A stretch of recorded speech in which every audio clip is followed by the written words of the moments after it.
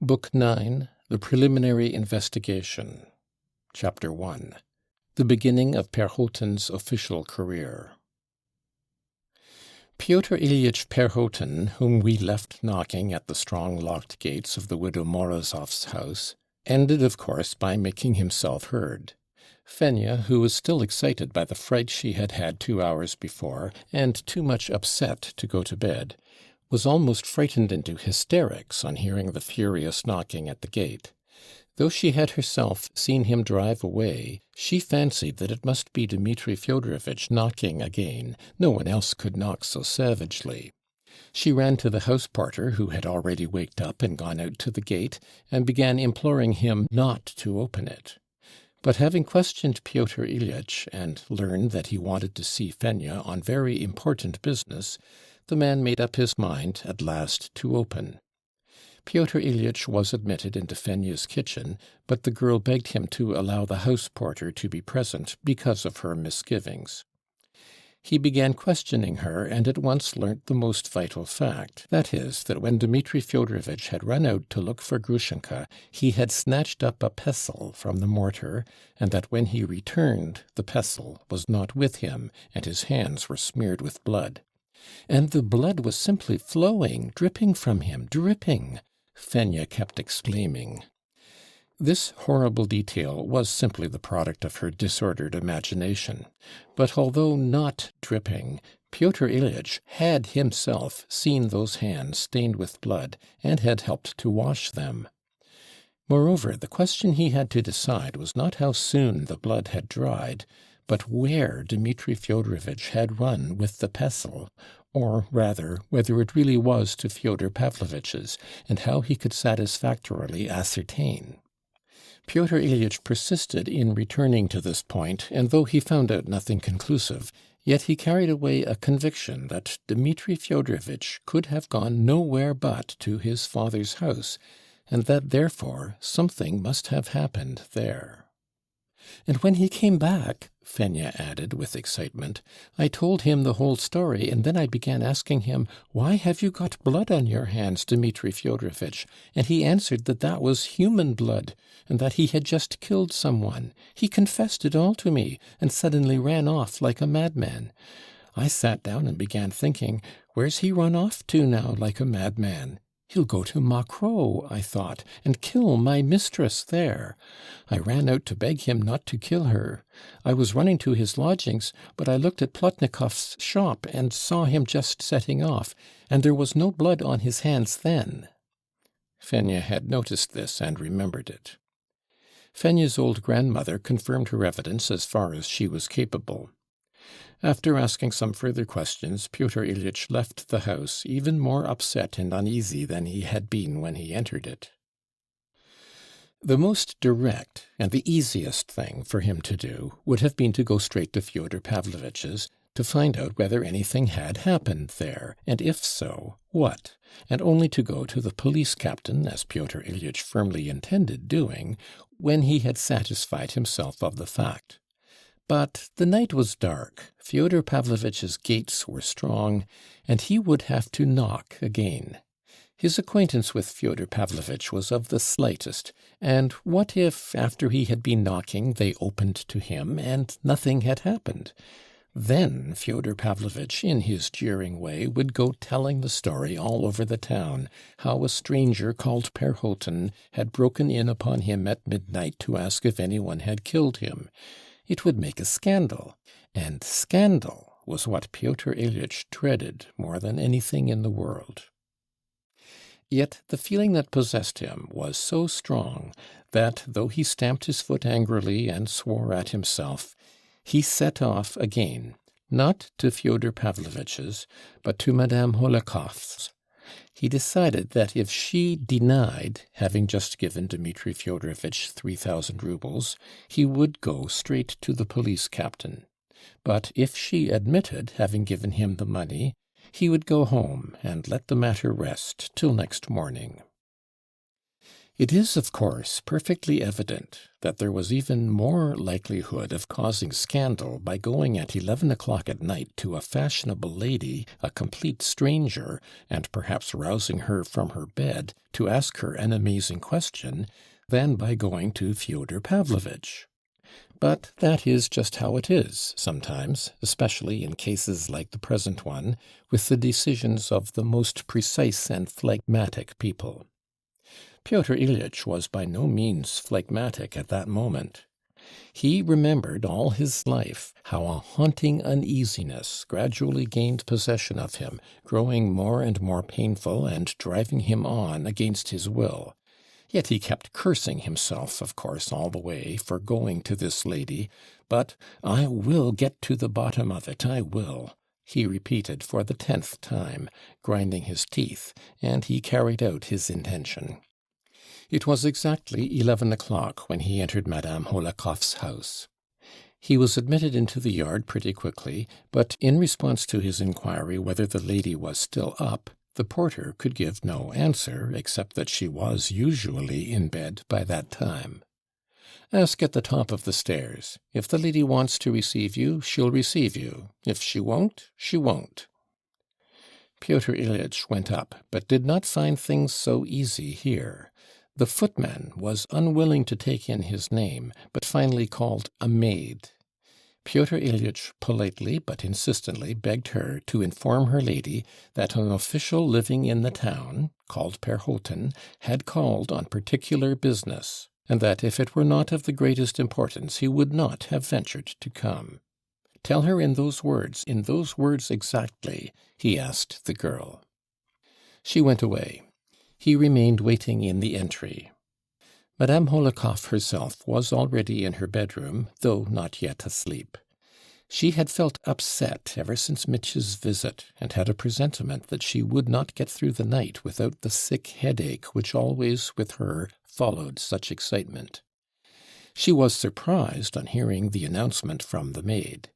She irritably declined to see him, however, though the unexpected visit at such an hour of an official living in the town, who was a total stranger, roused her feminine curiosity intensely. But this time Pyotr Ilyitch was as obstinate as a mule.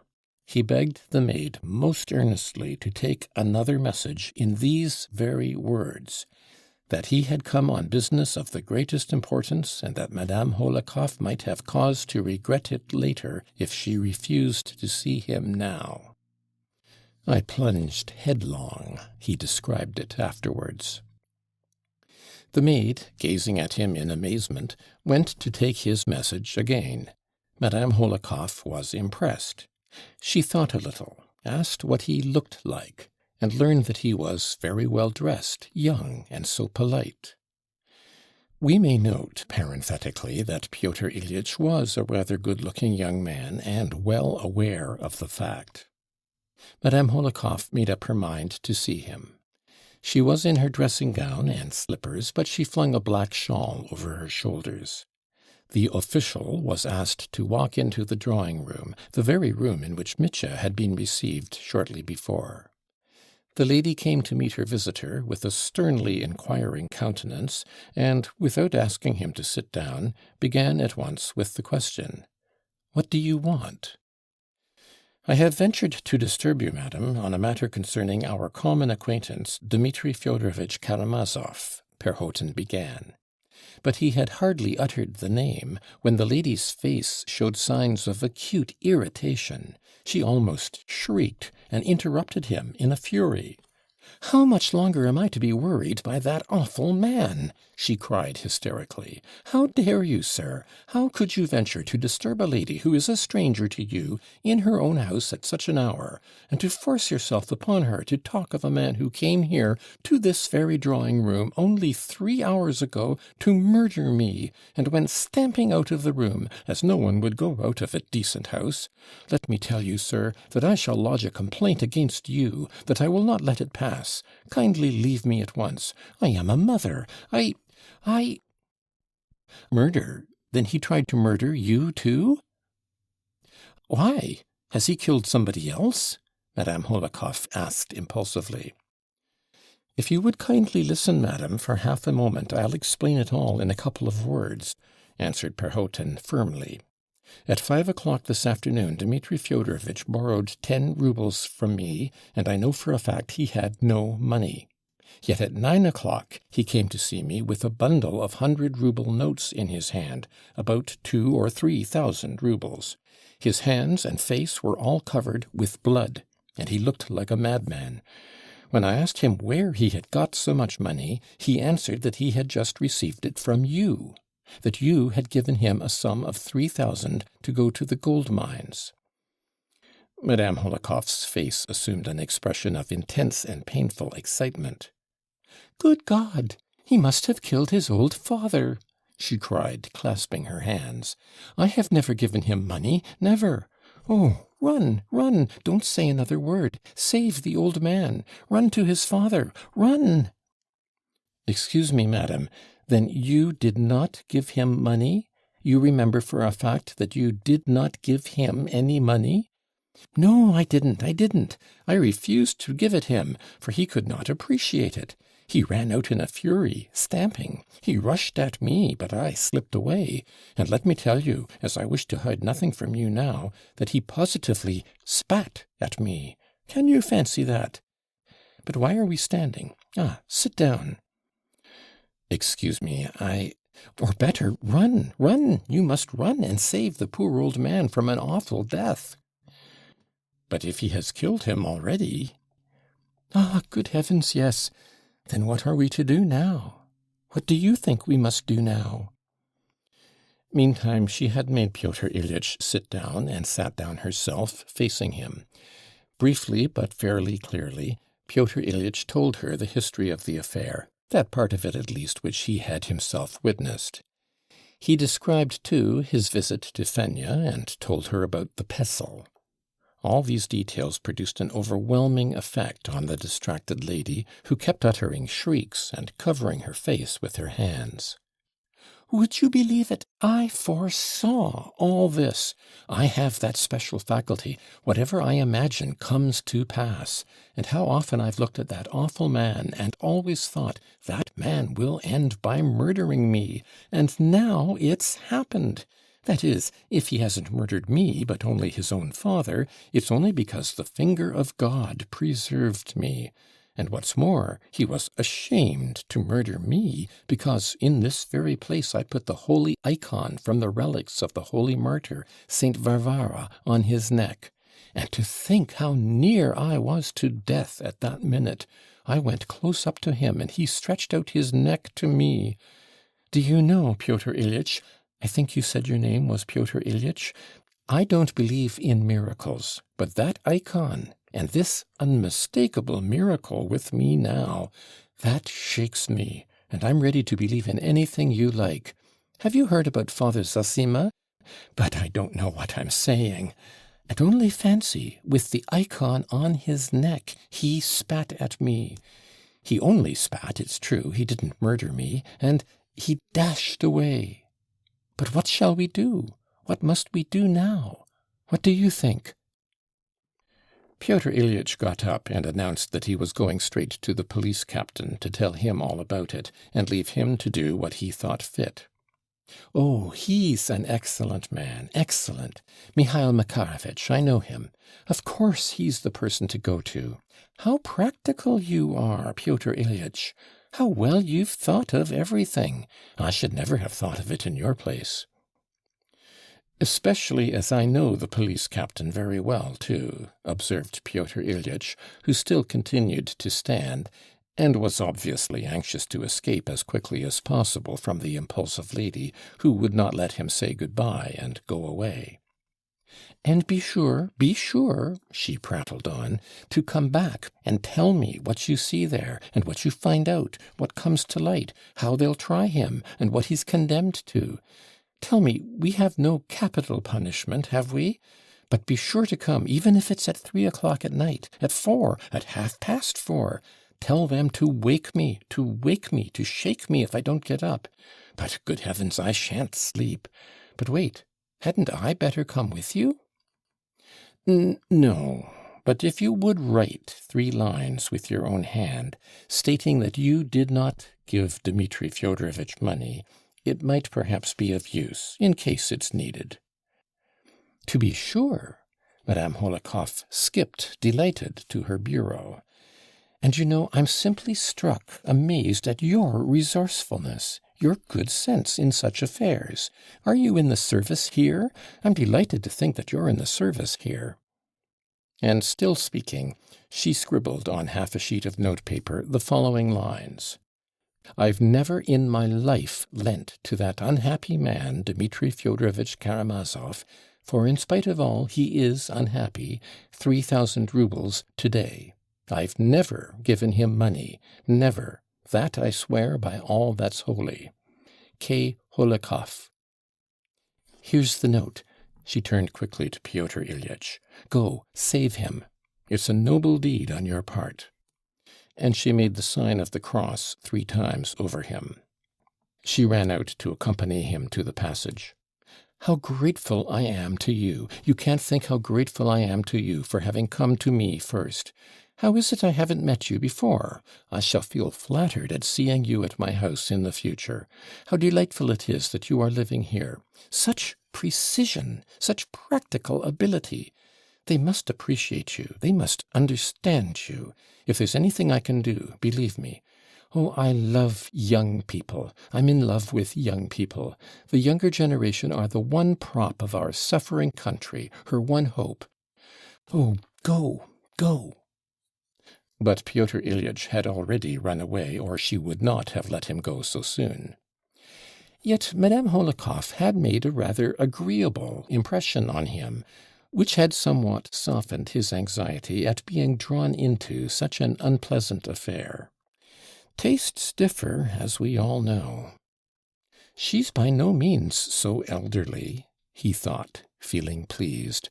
"On the contrary, I should have taken her for her daughter." As for Madame Hohlakov, she was simply enchanted by the young man. Such sense, such exactness, in so young a man, in our day, and all that with such manners and appearance. People say the young people of today are no good for anything, but here's an example, etc. So she simply forgot this dreadful affair, and it was only as she was getting into bed that, suddenly recalling how near death she had been, she exclaimed, "Ah, it is awful, awful!" But she fell at once into a sound, sweet sleep. I would not, however, have dwelt on such trivial and irrelevant details if this eccentric meeting of the young official with the by no means elderly widow had not subsequently turned out to be the foundation of the whole career of that practical and precise young man. His story is remembered to this day with amazement in our town, and I shall perhaps have something to say about it when I have finished my long history of the brothers Karamazov. End of section 54.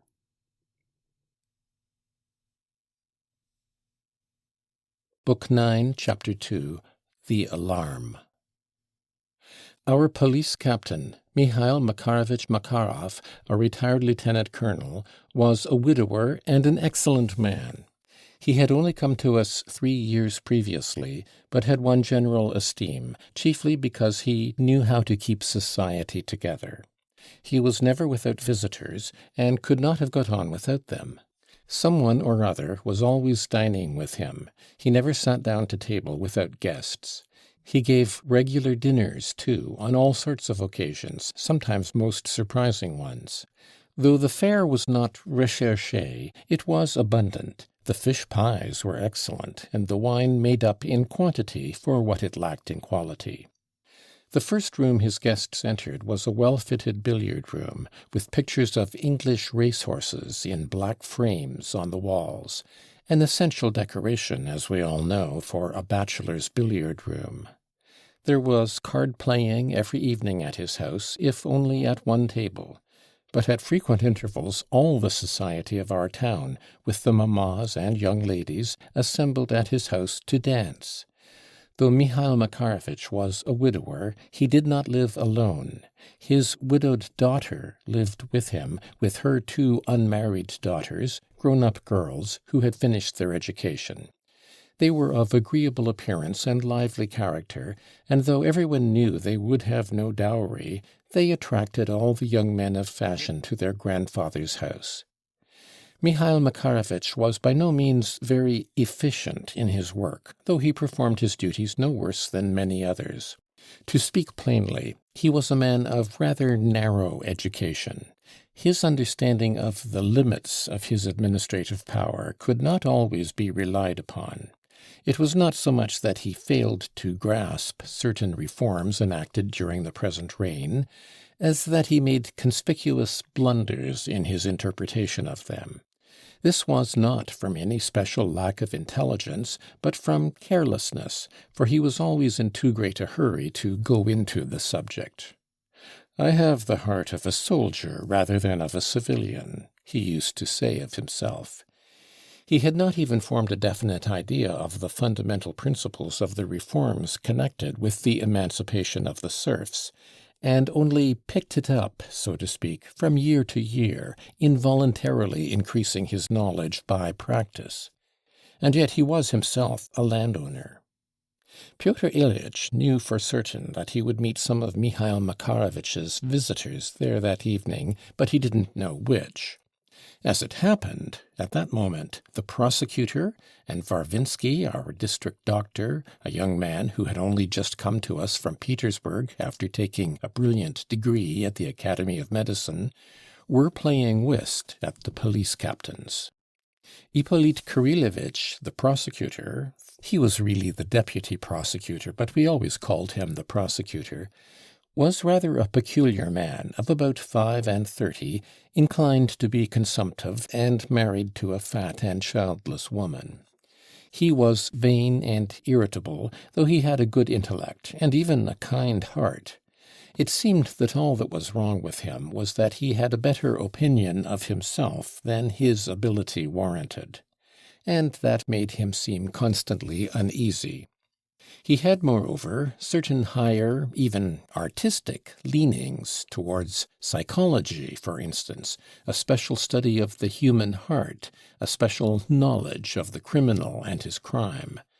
He cherished a grievance on this ground, considering that he had been passed over in the service, and being firmly persuaded that in higher spheres he had not been properly appreciated and had enemies.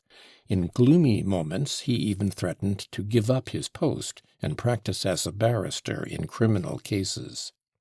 The unexpected Karamazov case agitated him profoundly. It was a case that might well be talked about all over Russia. But I am anticipating. Nikolai Parfenovitch Nelyudov, the young investigating lawyer, who had only come from Petersburg 2 months before, was sitting in the next room with the young ladies. People talked about it afterwards, and wondered that all the gentlemen should, as though intentionally, on the evening of the crime, have been gathered together at the house of the executive authority. Yet it was perfectly simple, and happened quite naturally. Ippolit Kirillovich's wife had had toothache for the last 2 days, and he was obliged to go out to escape from her groans. The doctor, from the very nature of his being, could not spend an evening except at cards. Nikolai Parfenovitch Nelyudov had been intending for 3 days past to drop in that evening at Mihail Makarovich's, so to speak, casually, so as slyly to startle the eldest granddaughter, Olga Mikhailovna, by showing that he knew her secret, that he knew it was her birthday, and that she was trying to conceal it on purpose, so as not to be obliged to give a dance. He anticipated a great deal of merriment, many playful jests about her age and her being afraid to reveal it, about his knowing her secret and telling everybody, and so on. The charming young man was a great adept at such teasing. The ladies had christened him the naughty man, and he seemed to be delighted at the name. He was extremely well-bred, however, of good family, education, and feelings, and though leading a life of pleasure, his sallies were always innocent and in good taste. He was short and delicate-looking. On his white, slender little fingers he always wore a number of big, glittering rings. When he was engaged in his official duties, he always became extraordinarily grave, as though realizing his position and the sanctity of the obligations laid upon him. He had a special gift for mystifying murderers and other criminals of the peasant class during interrogation, and if he did not win their respect, he certainly succeeded in arousing their wonder. Pyotr Ilyitch was simply dumbfounded when he went into the police captain's. He saw instantly that everyone knew. They had positively thrown down their cards, all were standing up and talking. Even Nikolai Parfenovitch had left the young ladies and run in, looking strenuous and ready for action. Pyotr Ilyitch was met with the astounding news that old Fyodor Pavlovitch really had been murdered that evening in his own house, murdered and robbed. The news had only just reached them in the following manner. Marfa Ignatyevna, the wife of old Grigory, who had been knocked senseless near the fence, was sleeping soundly in her bed, and might well have slept till morning after the draught she had taken. But all of a sudden she waked up, no doubt roused by a fearful epileptic scream from Smerdyakov, who was lying in the next room unconscious. That scream always preceded his fits, and always terrified and upset Marfa Ignatyevna. She could never get accustomed to it. She jumped up and ran half awake to Smerdyakov's room, but it was dark there, and she could only hear the invalid beginning to gasp and struggle. Then Marfa Ignatyevna herself screamed out, and was going to call her husband, but suddenly realized that when she had got up, he was not beside her in bed. She ran back to the bedstead and began groping with her hands, but the bed was really empty. Then he must have gone out. Where? She ran to the steps and timidly called him. She got no answer, of course, but she caught the sound of groans far away in the garden in the darkness. She listened. The groans were repeated, and it was evident they came from the garden. Good Lord! Just as it was with Lizaveta Smerdyastchaya, she thought distractedly. She went timidly down the steps and saw that the gate into the garden was open. He must be out there, poor dear, she thought. She went up to the gate, and all at once she distinctly heard Grigory calling her by name, Marfa, Marfa, in a weak, moaning, dreadful voice. Lord preserve us from harm, Marfa Ignatyevna murmured, and ran towards the voice, and that was how she found Grigory. But she found him not by the fence where he had been knocked down, but about 20 paces off. It appeared later that he had crawled away on coming to himself, and probably had been a long time getting so far, losing consciousness several times. She noticed at once that he was covered with blood, and screamed at the top of her voice. Grigory was muttering incoherently. "He has murdered. His father murdered. Why scream, silly? Run! Fetch someone!" But Marfa continued screaming, and seeing that her master's window was open and that there was a candle alight in the window, she ran there and began calling Fyodor Pavlovitch. But peeping in at the window, she saw a fearful sight. Her master was lying on his back, motionless on the floor. His light-coloured dressing gown and white shirt were soaked with blood. The candle on the table brightly lighted up the blood and the motionless, dead face of Fyodor Pavlovitch. Terror-stricken, Marfa rushed away from the window, ran out of the garden, drew the bolt of the big gate, and ran headlong by the back way to the neighbour, Marya Kondratyevna. Both mother and daughter were asleep, but they waked up at Marfa's desperate and persistent screaming and knocking at the shutter. Marfa, shrieking and screaming incoherently, managed to tell them the main fact and to beg for assistance. It happened that Foma had come back from his wanderings and was staying the night with them. They got him up immediately, and all three ran to the scene of the crime. On the way, Marya Kondratyevna remembered that at about 8 o'clock she heard a dreadful scream from their garden, and this was no doubt Grigory's scream, "Parricide," uttered when he caught hold of Mitya's leg. "Someone screamed out and then was silent," Marya Kondratyevna explained as she ran. Running to the place where Grigory lay, the two women, with the help of Foma, carried him to the lodge. They lighted a candle and saw that Smerdyakov was no better, that he was writhing in convulsions, his eyes fixed in a squint, and that foam was flowing from his lips. They moistened Grigory's forehead with water mixed with vinegar, and the water revived him at once. He asked immediately, "Is the master murdered?" Then Foma and both the women ran to the house and saw this time that not only the window, but also the door into the garden was wide open, though Fyodor Pavlovitch had for the last week locked himself in every night and did not allow even Grigory to come in on any pretext. Seeing that door open, they were afraid to go in to Fyodor Pavlovitch for fear anything should happen afterwards. And when they returned to Grigory, the old man told them to go straight to the police captain. Marya Kondratyevna ran there and gave the alarm to the whole party at the police captain's.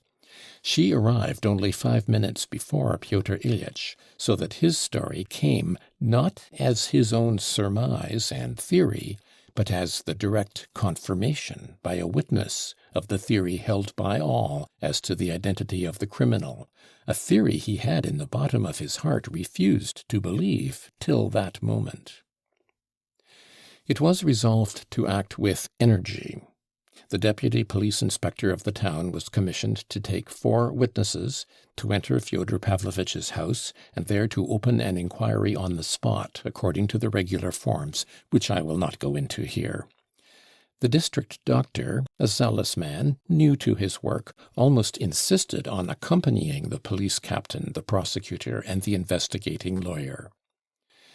I will note, briefly, that Fyodor Pavlovitch was found to be quite dead, with his skull battered in.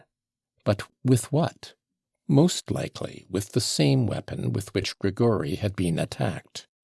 And immediately that weapon was found. Grigory, to whom all possible medical assistance was at once given, described in a weak and breaking voice how he had been knocked down. They began looking with a lantern by the fence, and found the brass pestle dropped in a most conspicuous place on the garden path. There were no signs of disturbance in the room where Fyodor Pavlovitch was lying, but by the bed, behind the screen, they picked up from the floor a big and thick envelope with the inscription, "A present of 3,000 rubles for my angel Grushenka, if she is willing to come." And below had been added by Fyodor Pavlovitch, "For my little chicken." There were 3 seals of red sealing wax on the envelope, but it had been torn open and was empty. The money had been removed. They found also on the floor a piece of narrow pink ribbon with which the envelope had been tied up. One piece of Pyotr Ilyitch's evidence made a great impression on the prosecutor and the investigating magistrate, namely, his idea that Dmitri Fyodorovitch would shoot himself before daybreak, that he had resolved to do so, had spoken of it to Ilyitch, had taken the pistols, loaded them before him, written a letter, put it in his pocket, etc. When Pyotr Ilyitch, though still unwilling to believe it, threatened to tell someone so as to prevent the suicide, Mitya had answered, grinning, "You'll be too late."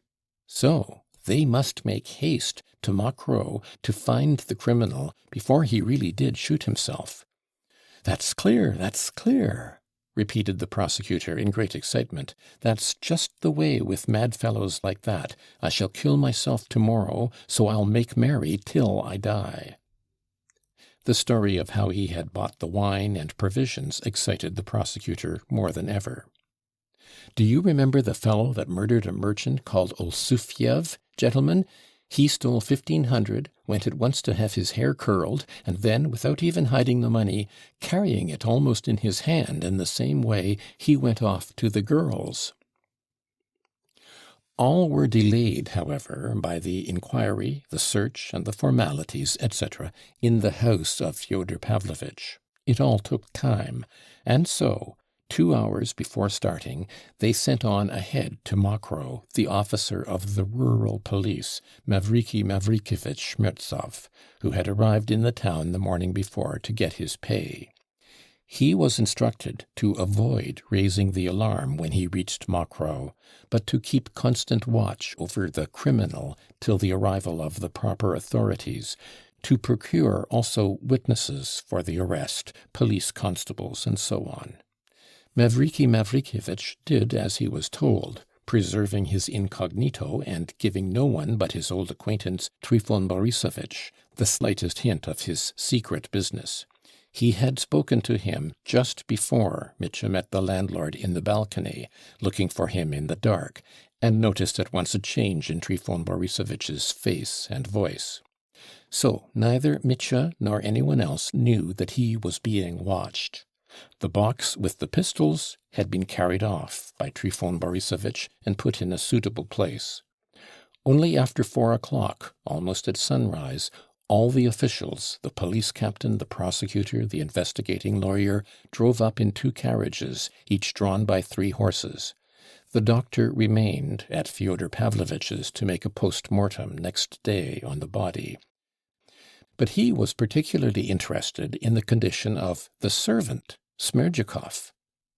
Such violent and protracted epileptic fits, recurring continually for 24 hours, are rarely to be met with, and are of interest to science, he declared enthusiastically to his companions, and as they left, they laughingly congratulated him on his find. The prosecutor and the investigating lawyer distinctly remembered the doctor's saying that Smerdyakov could not outlive the night. After these long, but I think necessary explanations, we will return to that moment of our tale at which we broke off. End of section 55.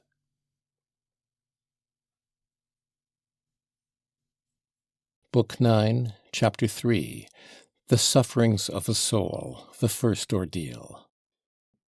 And so Mitya sat looking wildly at the people round him, not understanding what was said to him. Suddenly he got up, flung up his hands, and shouted aloud, "I'm not guilty! I'm not guilty of that blood! I'm not guilty of my father's blood! I meant to kill him, but I'm not guilty, not I!" But he had hardly said this before Grushenka rushed from behind the curtain and flung herself at the police captain's feet. "It was my fault, mine, my wickedness!" she cried in a heart-rending voice, bathed in tears, stretching out her clasped hands towards them.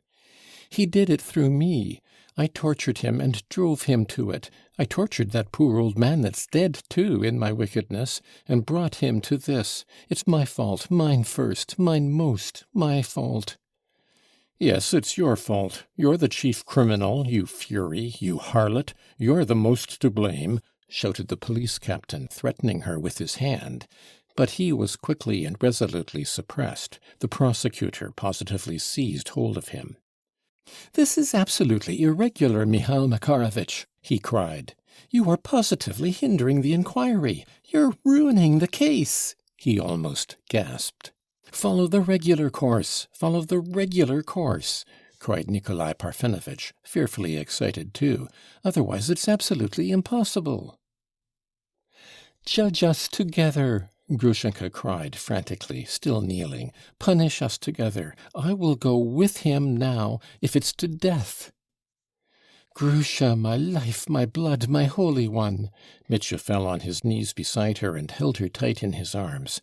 "Don't believe her," he cried. "She's not guilty of anything, of any blood, of anything."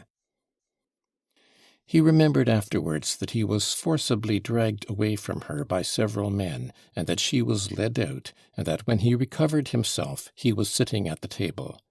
Beside him and behind him stood the men with metal plates. Facing him on the other side of the table sat Nikolai Parfenovitch, the investigating lawyer. He kept persuading him to drink a little water out of a glass that stood on the table. "That will refresh you, that will calm you. Be calm, don't be frightened," he added extremely politely. Mitya, he remembered it afterwards, became suddenly intensely interested in his big rings, one with an amethyst and another with a transparent bright yellow stone of great brilliance. And long afterwards he remembered, with wonder, how those rings had riveted his attention through all those terrible hours of interrogation, so that he was utterly unable to tear himself away from them and dismiss them as things that had nothing to do with his position. On Mitya's left side, in the place where Maximov had been sitting at the beginning of the evening, the prosecutor was now seated, and on Mitya's right hand, where Grushenka had been, was a rosy-cheeked young man in a sort of shabby hunting jacket, with ink and paper before him. This was the secretary of the investigating lawyer, who had brought him with him. The police captain was now standing by the window at the other end of the room, beside Kalganov, who was sitting there. "Drink some water," said the investigating lawyer softly, for the 10th time. "I have drunk it, gentlemen, I have, but come, gentlemen, crush me, punish me, decide my fate," cried Mitya, staring with terribly fixed, wide-open eyes at the investigating lawyer. "So you positively declare that you are not guilty of the death of your father, Fyodor Pavlovitch?" asked the investigating lawyer, softly but insistently.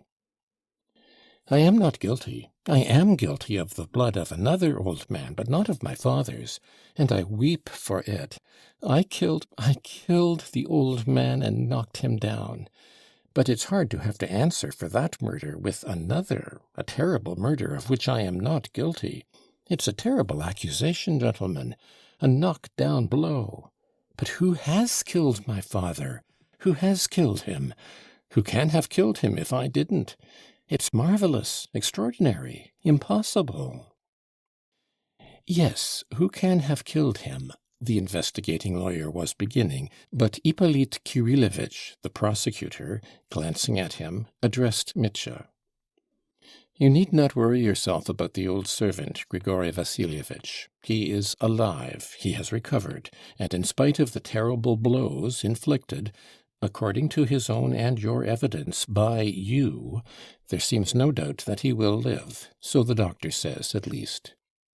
"Alive? He's alive?" cried Mitya, flinging up his hands. His face beamed. "Lord, I thank thee for the miracle thou hast wrought for me, a sinner and evildoer. That's an answer to my prayer. I've been praying all night."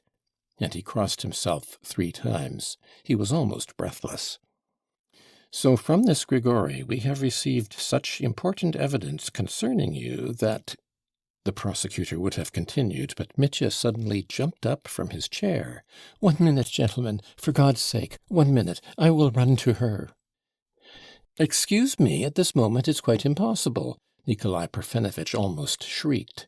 He too leapt to his feet. Mitya was seized by the men with the metal plates, but he sat down of his own accord. "Gentlemen, what a pity! I wanted to see her for 1 minute only. I wanted to tell her that it has been washed away. It has gone, that blood that was weighing on my heart all night, and that I am not a murderer now. Gentlemen, she is my betrothed," he said ecstatically and reverently, looking round at them all. "Oh, thank you, gentlemen. Oh, in 1 minute you have given me new life, new heart. That old man used to carry me in his arms, gentlemen. He used to wash me in the tub when I was a baby 3 years old, abandoned by everyone. He was like a father to me." "And so you—" the investigating lawyer began. "Allow me, gentlemen, allow me 1 minute more," interposed Mitya, putting his elbows on the table and covering his face with his hands. "Let me have a moment to think. Let me breathe, gentlemen. All this is horribly upsetting, horribly. A man is not a drum, gentlemen." "Drink a little more water," murmured Nikolai Parfenovitch.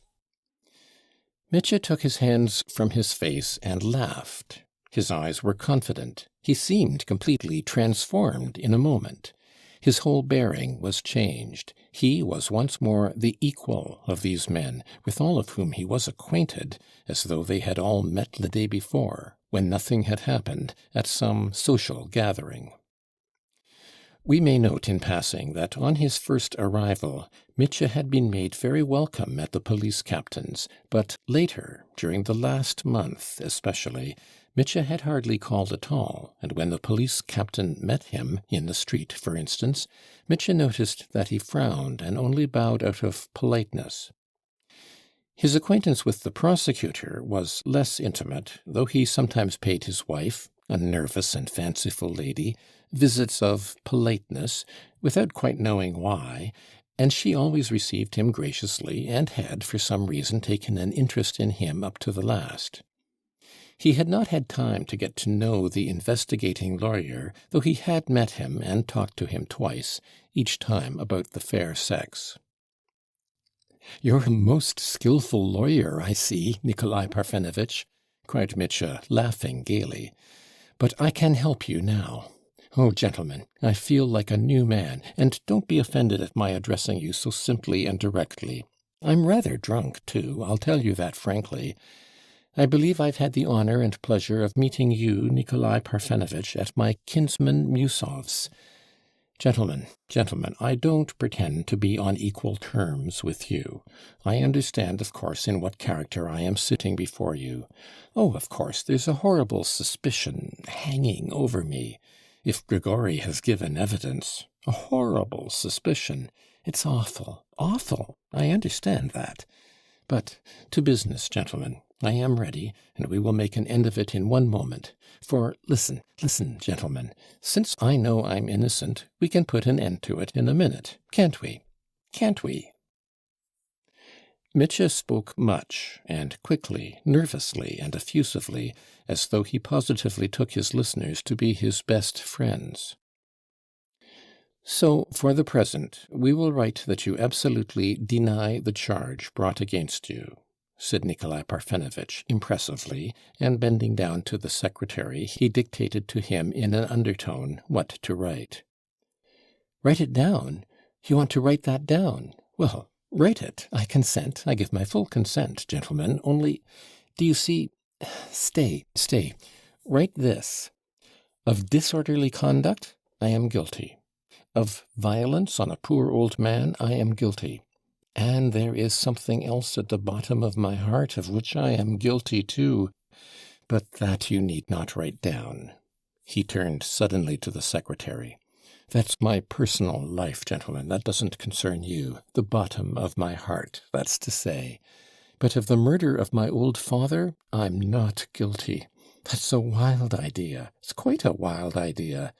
I will prove you that, and you'll be convinced directly. You will laugh, gentlemen. You'll laugh yourselves at your suspicion." "Be calm, Dmitri Fyodorovitch," said the investigating lawyer, evidently trying to allay Mitya's excitement by his own composure.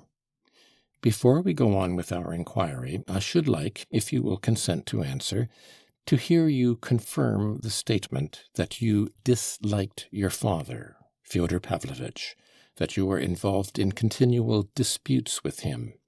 Here, at least, a quarter of an hour ago, you exclaimed that you wanted to kill him. I didn't kill him, you said, but I wanted to kill him." "Did I exclaim that? Ach, that may be so, gentlemen. Yes, unhappily, I did want to kill him. Many times I wanted to. Unhappily. You wanted to. Would you consent to explain what motives precisely led you to such a sentiment of hatred for your parent?" "What is there to explain, gentlemen?" Mitya shrugged his shoulders sullenly, looking down. "I have never concealed my feelings. All the town knows about it. Everyone knows in the tavern. Only lately I declared them in Father Zosima's cell. And the very same day, in the evening, I beat my father. I nearly killed him, and I swore I'd come again and kill him, before witnesses. Oh, 1,000 witnesses. I've been shouting it aloud for the last month. Anyone can tell you that. The fact stares you in the face. It speaks for itself. It cries aloud. But feelings, gentlemen, feelings are another matter. You see, gentlemen, Mitya frowned, it seems to me that about feelings you've no right to question me. I know that you are bound by your office, I quite understand that. But that's my affair, my private, intimate affair. Yet, since I haven't concealed my feelings in the past, in the tavern, for instance, I've talked to everyone, so I won't make a secret of it now. You see, I understand, gentlemen, that there are terrible facts against me in this business. I told everyone that I'd kill him, and now all of a sudden he's been killed. So it must have been me. I can make allowances for you, gentlemen. I can quite make allowances. I'm struck all of a heap myself, for who can have murdered him, if not I? That's what it comes to, isn't it? If not I, who can it be? Who? Gentlemen, I want to know. I insist on knowing, he exclaimed suddenly. Where was he murdered? How was he murdered? How and with what? Tell me, he asked quickly, looking at the two lawyers. We found him in his study, lying on his back on the floor, with his head battered in, said the prosecutor. That's horrible. Mitya shuddered, and, putting his elbows on the table, hid his face in his right hand. We will continue, interposed Nikolai Parfenovitch. So what was it that impelled you to this sentiment of hatred? You have asserted in public, I believe, that it was based upon jealousy? Well, yes, jealousy. And not only jealousy. Disputes about money? Yes, about money, too. There was a dispute about 3,000 rubles, I think, which you claimed as part of your inheritance. 3,000? More, cried Mitya hotly. More than 6,000, more than 10 perhaps. I told everyone so, shouted it at them. But I made up my mind to let it go at 3,000. I was desperately in need of that 3,000.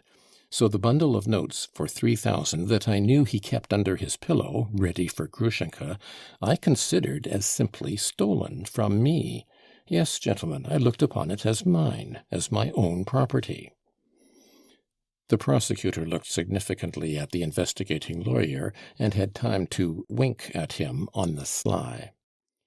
We will return to that subject later, said the lawyer promptly. You will allow us to note that point and write it down, that you looked upon that money as your own property. Write it down, by all means. I know that's another fact that tells against me, but I'm not afraid of facts, and I tell them against myself. Do you hear? Do you know, gentlemen, you take me for a different sort of man from what I am, he added, suddenly gloomy and dejected. You have to deal with a man of honor, a man of the highest honor. Above all, don't lose sight of it, a man who's done a lot of nasty things, but has always been and still is honorable at bottom in his inner being. I don't know how to express it. That's just what's made me wretched all my life, that I yearned to be honorable, that I was, so to say, a martyr to a sense of honor, seeking for it with a lantern, with the lantern of Diogenes. And yet all my life I've been doing filthy things, like all of us, gentlemen. That is, like me alone. That was a mistake. Like me alone. Gentlemen, my head aches. His brows contracted with pain. You see, gentlemen, I couldn't bear the look of him. There was something in him ignoble, impudent, trampling on everything sacred, something sneering and irreverent, loathsome. But now that he's dead, I feel differently. How do you mean? I don't feel differently, but I wish I hadn't hated him so. You feel penitent? No, not penitent. Don't write that. I'm not much good myself. I'm not very beautiful, so I had no right to consider him repulsive. That's what I mean. Write that down if you like. Saying this, Mitya became very mournful. He had grown more and more gloomy as the inquiry continued. At that moment, another unexpected scene followed. Though Grushenka had been removed, she had not been taken far away, only into the room next but one from the blue room in which the examination was proceeding. It was a little room with one window, next beyond the large room in which they had danced and feasted so lavishly. She was sitting there with no one by her but Maximov, who was terribly depressed, terribly scared, and clung to her side as though for security. At their door stood one of the peasants with a metal plate on his breast.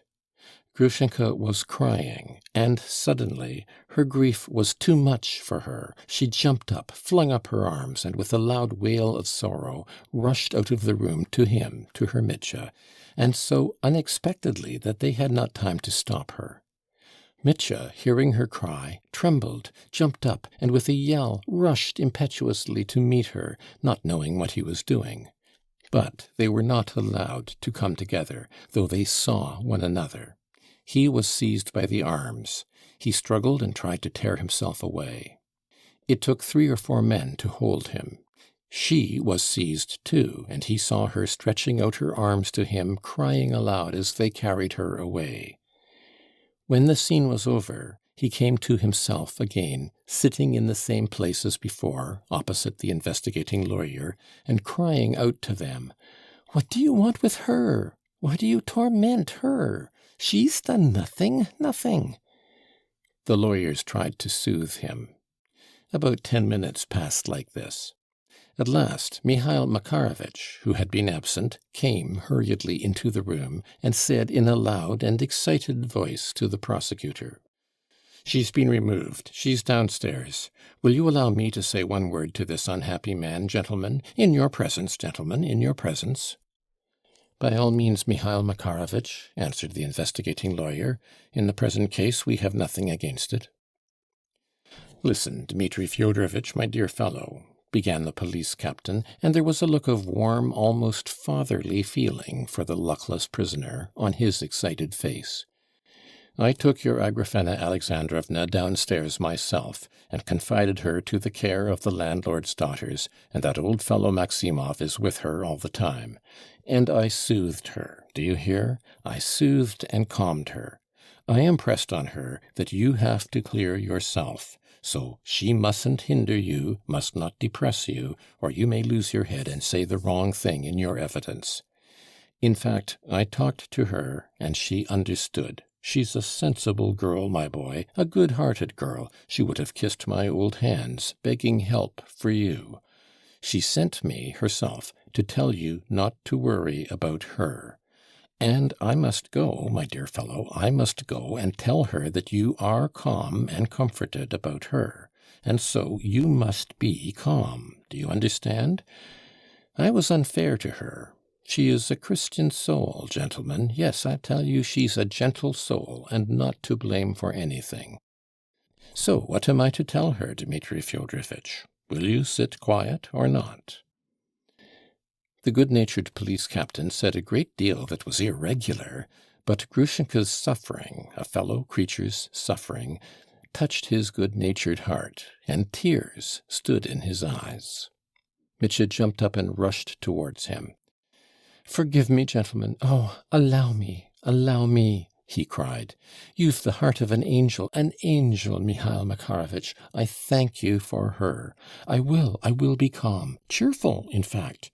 Tell her, in the kindness of your heart, that I am cheerful, quite cheerful, that I shall be laughing in a minute, knowing that she has a guardian angel like you. I shall have done with all this directly, and as soon as I'm free, I'll be with her. She'll see. Let her wait. Gentlemen," he said, turning to the 2 lawyers, "now I'll open my whole soul to you. I'll pour out everything. We'll finish this off directly, finish it off gaily. We shall laugh at it in the end, shan't we? But, gentlemen, that woman is the queen of my heart. Oh, let me tell you that. That one thing I'll tell you now. I see I'm with honorable men. She is my light. She is my holy one.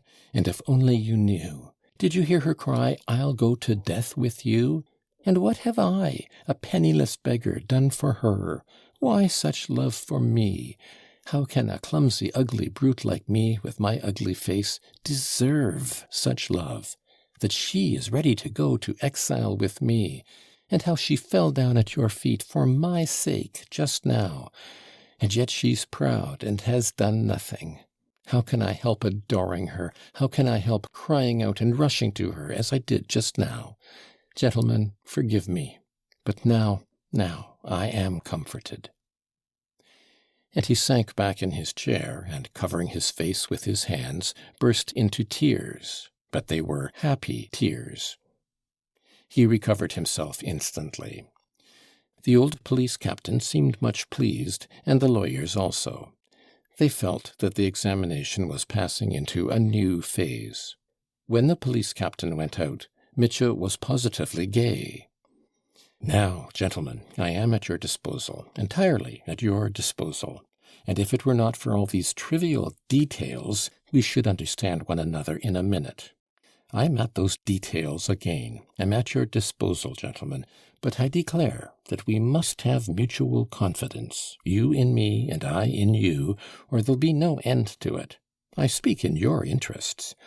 To business, gentlemen, to business, and don't rummage in my soul. Don't tease me with trifles, but only ask me about facts and what matters, and I will satisfy you at once. And damn the details." So spoke Mitya. The interrogation began again. End of section 56.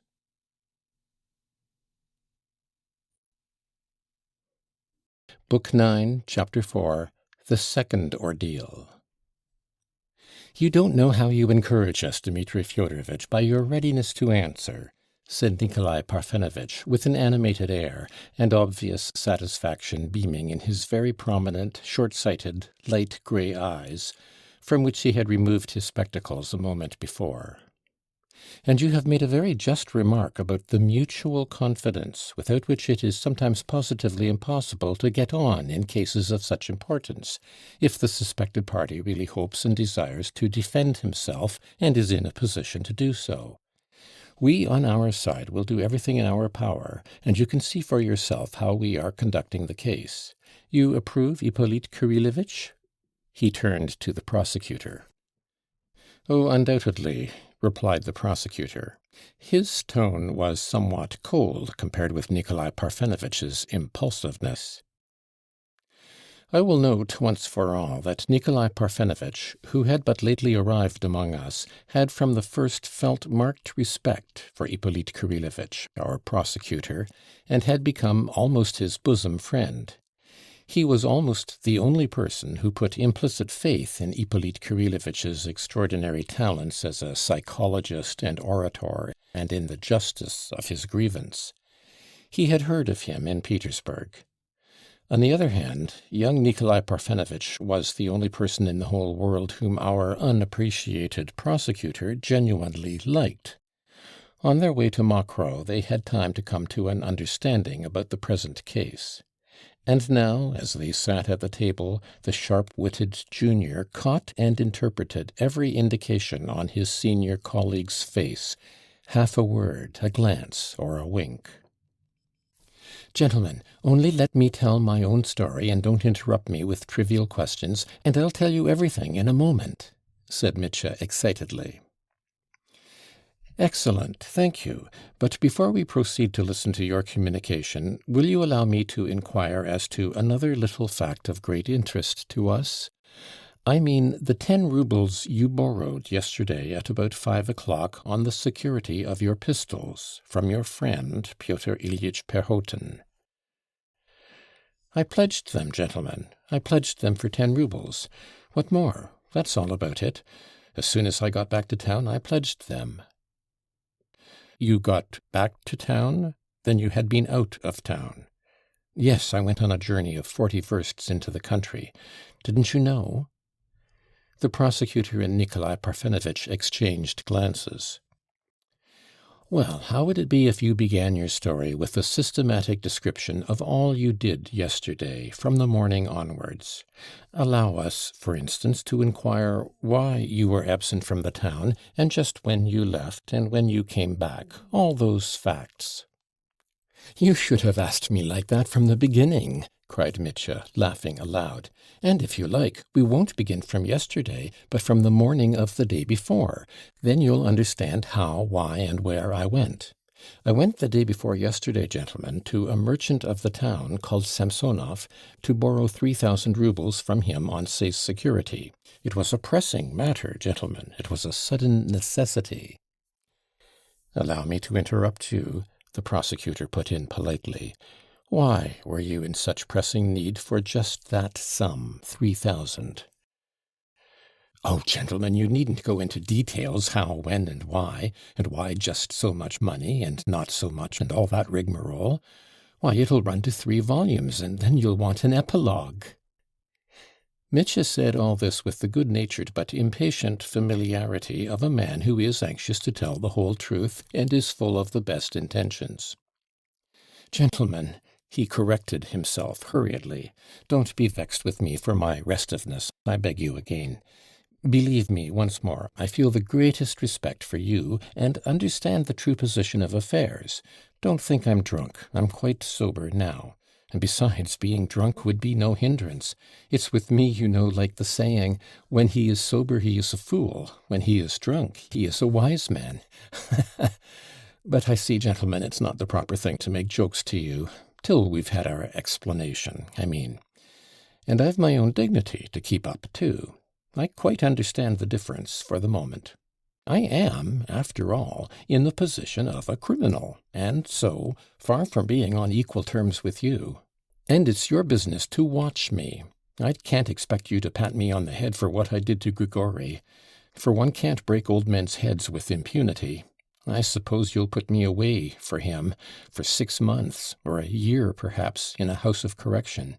I don't know what the punishment is, but it will be without loss of the rights of my rank, won't it?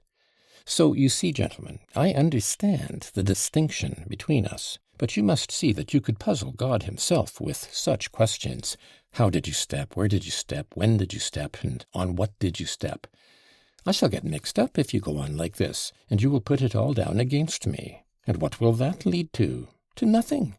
And even if it's nonsense I'm talking now, let me finish.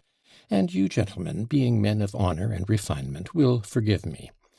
I'll finish by asking you, gentlemen, to drop that conventional method of questioning. I mean, beginning from some miserable trifle, how I got up, what I had for breakfast, how I spat, and where I spat, and so distracting the attention of the criminal, suddenly stun him with an overwhelming question. Whom did you murder? Whom did you rob? That's your regulation method. That's where all your cunning comes in. You can put peasants off their guard like that, but not me. I know the tricks. I've been in the service, too. You're not angry, gentlemen? You forgive my impertinence? He cried, looking at them with a good nature that was almost surprising. It's only Mitya Karamazov, you know, so you can overlook it. It would be inexcusable in a sensible man, but you can forgive it in Mitya. Nikolai Parfenovitch listened and laughed, too. Though the prosecutor did not laugh, he kept his eyes fixed keenly on Mitya, as though anxious not to miss the least syllable, the slightest movement, the smallest twitch of any feature of his face. "That's how we have treated you from the beginning," said Nikolai Parfenovitch, still laughing. "We haven't tried to put you out by asking how you got up in the morning and what you had for breakfast.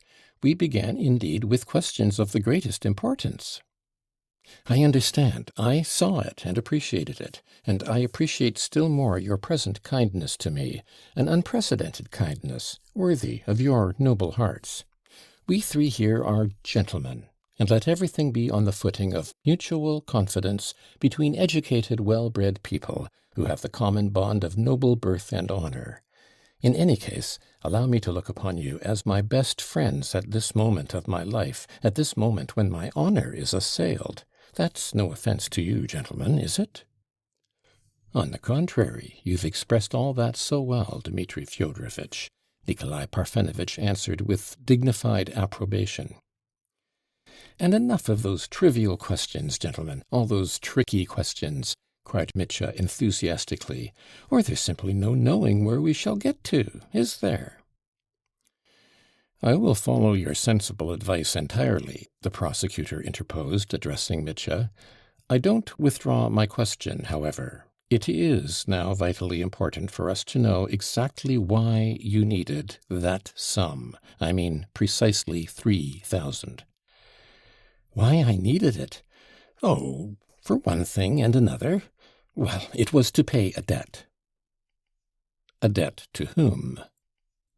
That I absolutely refuse to answer, gentlemen. Not because I couldn't, or because I shouldn't dare, or because it would be damaging, for it's all a paltry matter, and absolutely trifling, but I won't because it's a matter of principle. That's my private life, and I won't allow any intrusion into my private life. That's my principle. Your question has no bearing on the case, and whatever has nothing to do with the case is my private affair. I wanted to pay a debt. I wanted to pay a debt of honor, but to whom I won't say. Allow me to make a note of that, said the prosecutor. By all means, write down that I won't say that I won't. Write that I should think it dishonorable to say. You can write it. You've nothing else to do with your time. Allow me to caution you, sir, and to remind you once more, if you are unaware of it, the prosecutor began with a peculiar and stern impressiveness, that you have a perfect right not to answer the questions put to you now, and we on our side have no right to extort an answer from you if you decline to give it for one reason or another. That is entirely a matter for your personal decision. But it is our duty, on the other hand, in such cases as the present, to explain and set before you the degree of injury you will be doing yourself by refusing to give this or that piece of evidence, after which I will beg you to continue. Gentlemen, I'm not angry. Mitya muttered in a rather disconcerted tone. Well, gentlemen, you see that Samsonov to whom I went then. We will, of course, not reproduce his account of what is known to the reader already. Mitya was impatiently anxious not to omit the slightest detail. At the same time, he was in a hurry to get it over. But as he gave his evidence, it was written down, and therefore they had continually to pull him up. Mitya disliked this, but submitted, got angry, though still good-humoredly. He did, it is true, exclaim from time to time, "Gentlemen, that's enough to make an angel out of Patience." Or, "Gentlemen, it's no good your irritating me." But even though he exclaimed, he still preserved for a time his genially expansive mood. So he told them how Samsonov had made a fool of him 2 days before. He had completely realized by now that he had been fooled. The sale of his watch for 6 rubles to obtain money for the journey was something new to the lawyers. They were at once greatly interested, and even, to Mitya's intense indignation, thought it necessary to write the fact down, as a secondary confirmation of the circumstance that he had hardly a farthing in his pocket at the time.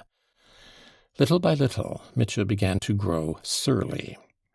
Then, after describing his journey to see Lyagavy, the night spent in the stifling hut, and so on, he came to his return to the town. Here he began, without being particularly urged, to give a minute account of the agonies of jealousy he endured on Grushenka's account. He was heard with silent attention. They inquired particularly into the circumstance of his having a place of ambush in Maria Kondratyevna's house at the back of Fyodor Pavlovitch's garden to keep watch on Grushenka, and of Smerdyakov's bringing him information. They laid particular stress on this, and noted it down. Of his jealousy he spoke warmly and at length, and though inwardly ashamed at exposing his most intimate feelings to public ignominy, so to speak, he evidently overcame his shame in order to tell the truth.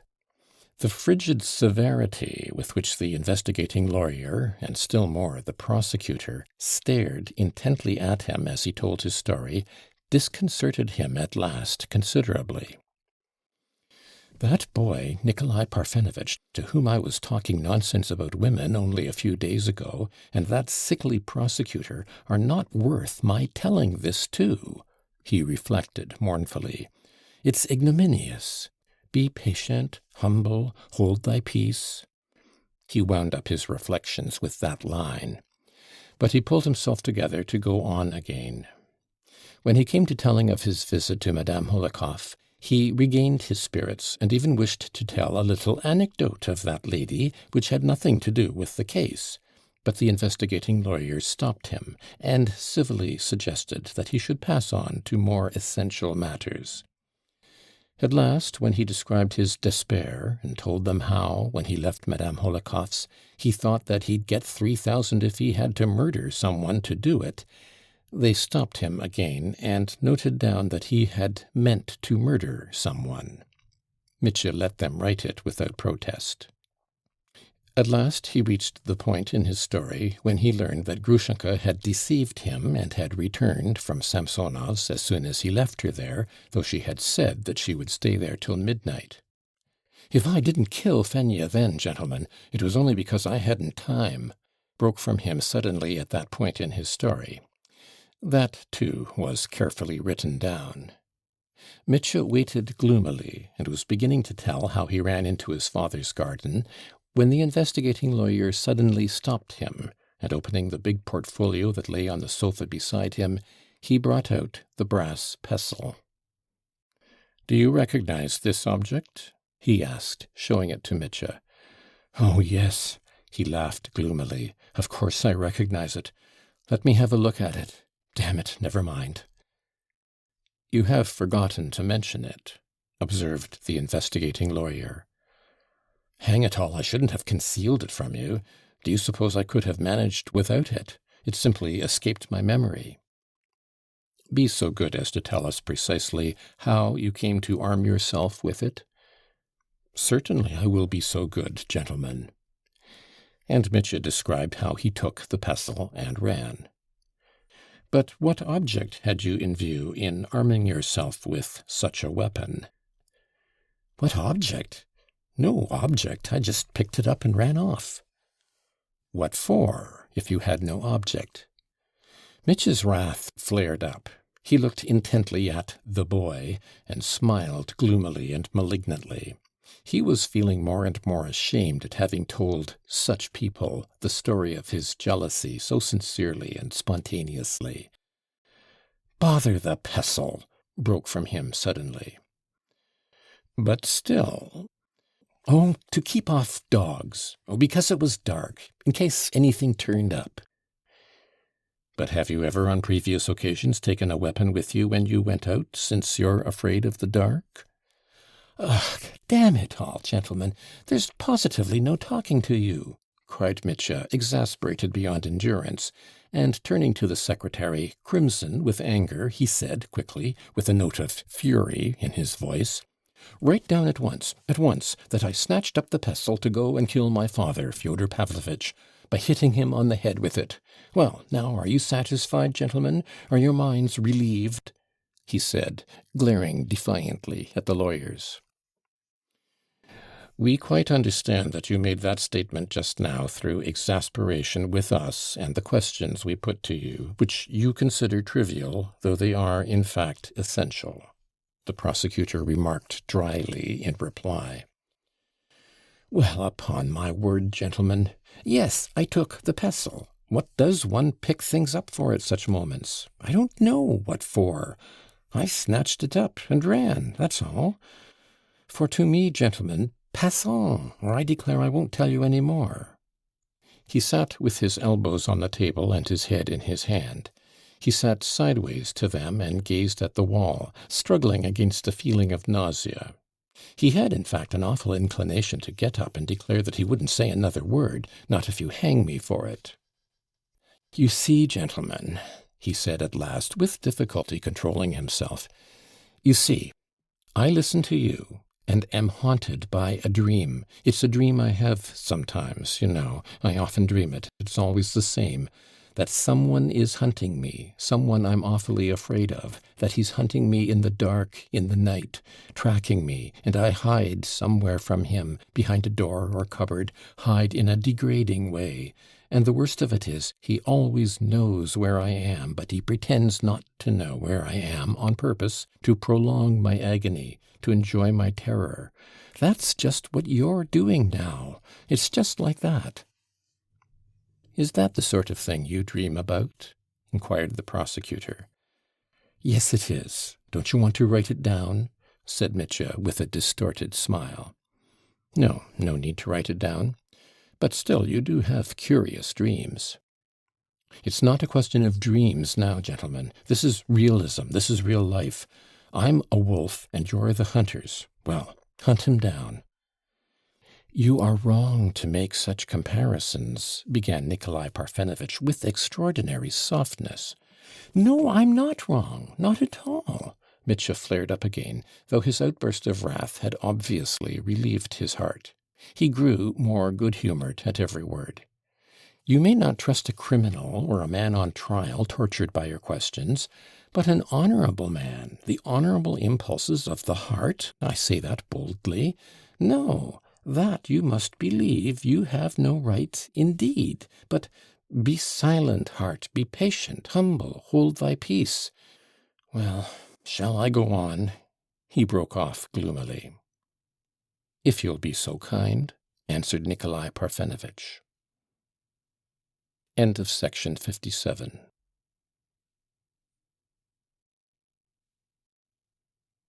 Book 9, Chapter 5. The Third Ordeal. Though Mitya spoke sullenly, it was evident that he was trying more than ever not to forget or miss a single detail of his story. He told them how he had leapt over the fence into his father's garden, how he had gone up to the window, told them all that had passed under the window. Clearly, precisely, distinctly, he described the feelings that troubled him during those moments in the garden when he longed so terribly to know whether Grushenka was with his father or not. But, strange to say, both the lawyers listened now with a sort of awful reserve, looked coldly at him, asked few questions. Mitya could gather nothing from their faces. "They're angry and offended," he thought. "Well, bother them." When he described how he made up his mind at last to make the signal to his father that Grushenka had come, so that he should open the window, the lawyers paid no attention to the word signal, as though they entirely failed to grasp the meaning of the word in this connection, so much so that Mitya noticed it. Coming at last to the moment when, seeing his father peering out of the window, his hatred flared up and he pulled the pestle out of his pocket, he suddenly, as though of design, stopped short. He sat gazing at the wall and was aware that their eyes were fixed upon him. "Well," said the investigating lawyer, "you pulled out the weapon, and what happened then?" "Then? Why, then I murdered him, hit him on the head and cracked his skull. I suppose that's your story. That's it." His eyes suddenly flashed. All his smothered wrath suddenly flamed up with extraordinary violence in his soul. "Our story?" repeated Nikolai Parfenovitch. "Well, and yours?" Mitya dropped his eyes and was a long time silent. "My story, gentlemen. Well, it was like this," he began softly. "Whether it was someone's tears, or my mother prayed to God, or a good angel kissed me at that instant, I don't know. But the devil was conquered. I rushed from the window and ran to the fence. My father was alarmed, and for the first time he saw me then, cried out and sprang back from the window. I remember that very well. I ran across the garden to the fence, and there Grigory caught me when I was sitting on the fence." At that point he raised his eyes at last and looked at his listeners. They seemed to be staring at him with perfectly unruffled attention. A sort of paroxysm of indignation seized on Mitya's soul. "Why, you're laughing at me at this moment, gentlemen," he broke off suddenly. "What makes you think that?" observed Nikolai Parfenovitch. You don't believe one word, that's why. I understand, of course, that I have come to the vital point. The old man's lying there now with his skull broken, while I, after dramatically describing how I wanted to kill him and how I snatched up the pestle, I suddenly ran away from the window. A romance, poetry, as though one could believe a fellow on his word. You are scoffers, gentlemen." And he swung round on his chair so that it creaked. "And did you notice," asked the prosecutor suddenly, as though not observing Mitch's excitement, "did you notice when you ran away from the window whether the door into the garden was open?" "No, it was not open." "It was not?" "It was shut. And who could open it?" "Bah! The door. Wait a bit." He seemed suddenly to bethink himself, and almost with a start. "Why, did you find the door open?" "Yes, it was open."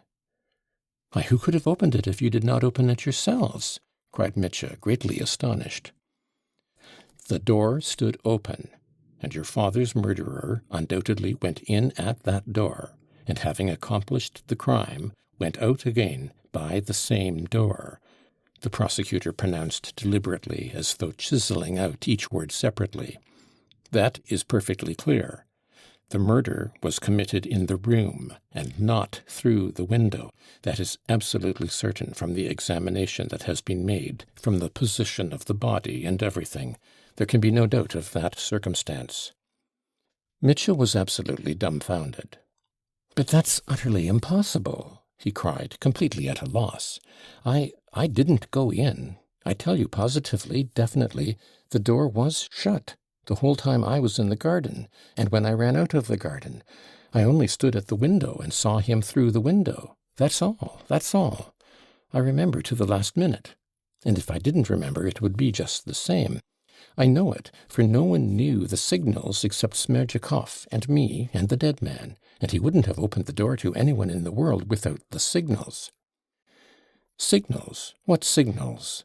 asked the prosecutor, with greedy, almost hysterical curiosity. He instantly lost all trace of his reserve and dignity. He asked the question with a sort of cringing timidity. He scented an important fact of which he had known nothing, and was already filled with dread that Mitya might be unwilling to disclose it. "So you didn't know?" Mitya winked at him with a malicious and mocking smile. "What if I won't tell you? From whom could you find out? No one knew about the signals except my father, Smerdyakov, and me. That was all. Heaven knew, too, but it won't tell you. But it's an interesting fact. There's no knowing what you might build on it. Ha ha! Take comfort, gentlemen, I'll reveal it. You've some foolish idea in your hearts. You don't know the man you have to deal with. You have to do with a prisoner who gives evidence against himself, to his own damage. Yes, for I'm a man of honor, and you are not." The prosecutor swallowed this without a murmur. He was trembling with impatience to hear the new fact. Minutely and diffusely Mitya told them everything about the signals invented by Fyodor Pavlovitch for Smerdyakov. He told them exactly what every tap on the window meant, tapped the signals on the table, and when Nikolai Parfenovitch said that he supposed he, Mitya, had tapped the signal "Grushenka has come," when he tapped to his father, he answered precisely that he had tapped that signal, that Grushenka had come. "So now you can build up your tower," Mitya broke off, and again turned away from them contemptuously. "So no one knew of the signals but your dead father, you, and the valet Smerdyakov, and no one else?" Nikolai Parfenovitch inquired once more. "Yes, the valet Smerdyakov, and heaven. Write down about heaven, that may be of use. Besides, you will need God yourselves." And they had already, of course, begun writing it down. But while they wrote, the prosecutor said suddenly, as though pitching on a new idea, "But if Smerdyakov also knew of these signals, and you absolutely deny all responsibility for the death of your father, was it not he, perhaps, who knocked the signal agreed upon, induced your father to open to him, and then committed the crime?" Mitya turned upon him with a look of profound irony and intense hatred. His silent stare lasted so long that it made the prosecutor blink. "You've caught the fox again," commented Mitya at last. "You've got the beast by the tail. Ha, ha! I see through you, Mr. Prosecutor. You thought, of course, that I should jump at that, catch at your prompting, and shout with all my might, 'Ah, it's Smerdyakov, he's the murderer!' Confess, that's what you thought. Confess, and I'll go on." But the prosecutor did not confess. He held his tongue and waited. "You're mistaken. I'm not going to shout it's Smerdyakov," said Mitya. "And you don't even suspect him?" "Why, do you suspect him?" "He is suspected, too." Mitya fixed his eyes on the floor. "Joking apart," he brought out gloomily, "listen. From the very beginning, almost from the moment when I ran out to you from behind the curtain, I've had the thought of Smerdyakov in my mind. I've been sitting here, shouting that I'm innocent, and thinking all the time, Smerdyakov. I can't get Smerdyakov out of my head. In fact, I too thought of Smerdyakov just now, but only for a second. Almost at once I thought, no, it's not Smerdyakov. It's not his doing, gentlemen." "In that case, is there anybody else you suspect?" Nikolai Parfenovitch inquired cautiously. "I don't know anyone it could be, whether it's in the hand of heaven or Satan, but not Smerdyakov," Mitya jerked out with decision. "But what makes you affirm so confidently and emphatically that it's not he?" "From my conviction, my impression. Because Smerdyakov is a man of the most abject character, and a coward. He's not a coward, he's the epitome of all the cowardice in the world, walking on two legs. He has the heart of a chicken. When he talked to me, he was always trembling for fear I should kill him, though I never raised my hand against him. He fell at my feet and blubbered. He has kissed these very boots, literally, beseeching me not to frighten him. Do you hear? Not to frighten him. What a thing to say. Why, I offered him money. He's a puling chicken, sickly, epileptic, weak-minded. A child of 8 could thrash him. He has no character worth talking about. It's not Smerdyakov, gentlemen. He doesn't care for money. He wouldn't take my presents. Besides, what motive had he for murdering the old man? Why, he's very likely his son, you know, his natural son. Do you know that?" "We have heard that legend. But you are your father's son too, you know, yet you yourself told everyone you meant to murder him." "That's a thrust, and a nasty mean one too. I'm not afraid. Oh, gentlemen, isn't it too base of you to say that to my face? It's base because I told you that myself. I not only wanted to murder him, but I might have done it. And what's more, I went out of my way to tell you of my own accord that I nearly murdered him. But you see, I didn't murder him. You see, my guardian angel saved me. That's what you've not taken into account. And that's why it's so base of you. For I didn't kill him. I didn't kill him. Do you hear? I did not kill him." He was almost choking. He had not been so moved before during the whole interrogation. "And what has he told you, gentlemen? Smerdyakov, I mean," he added suddenly, after a pause. "May I ask that question?" "You may ask any question," the prosecutor replied with frigid severity, "any question relating to the facts of the case, and we are, I repeat, bound to answer every inquiry you make. We found the servant Smerdyakov, concerning whom you inquire, lying unconscious in his bed, in an epileptic fit of extreme severity that had recurred possibly 10 times. The doctor who was with us told us, after seeing him, that he may possibly not outlive the night." "Well, if that's so, the devil must have killed him," broke suddenly from Mitya, as though until that moment he had been asking himself, was it Smerdyakov or not? "We will come back to this later," Nikolai Parfenovitch decided. "Now, wouldn't you like to continue your statement?" Mitya asked for a rest. His request was courteously granted. After resting, he went on with his story, but he was evidently depressed. He was exhausted, mortified, and morally shaken. To make things worse, the prosecutor exasperated him, as though intentionally, by vexatious interruptions about trifling points. Scarcely had Mitya described how, sitting on the wall, he had struck Grigory on the head with the pestle, while the old man had hold of his left leg, and how he had then jumped down to look at him, when the prosecutor stopped him to ask him to describe exactly how he was sitting on the wall. Mitya was surprised. "Oh, I was sitting like this, astride, one leg on one side of the wall and one on the other." "And the pestle?" "The pestle was in my hand." "Not in your pocket? Do you remember that precisely? Was it a violent blow you gave him?" "It must have been a violent one. But why do you ask?" "Would you mind sitting on the chair just as you sat on the wall then, and showing us just how you moved your arm, and in what direction?" "You're making fun of me, aren't you?" asked Mitya, looking haughtily at the speaker. But the latter did not flinch. Mitya turned abruptly, sat astride on his chair, and swung his arm. "This was how I struck him. That's how I knocked him down. What more do you want?" "Thank you. May I trouble you now to explain why you jumped down, with what object, and what you had in view?"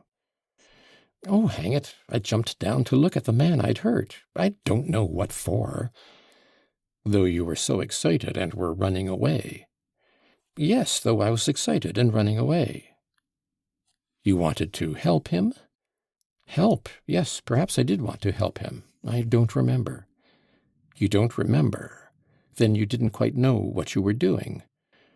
"Not at all. I remember everything, every detail. I jumped down to look at him, and wiped his face with my handkerchief." "We have seen your handkerchief. Did you hope to restore him to consciousness?" "I don't know whether I hoped it. I simply wanted to make sure whether he was alive or not."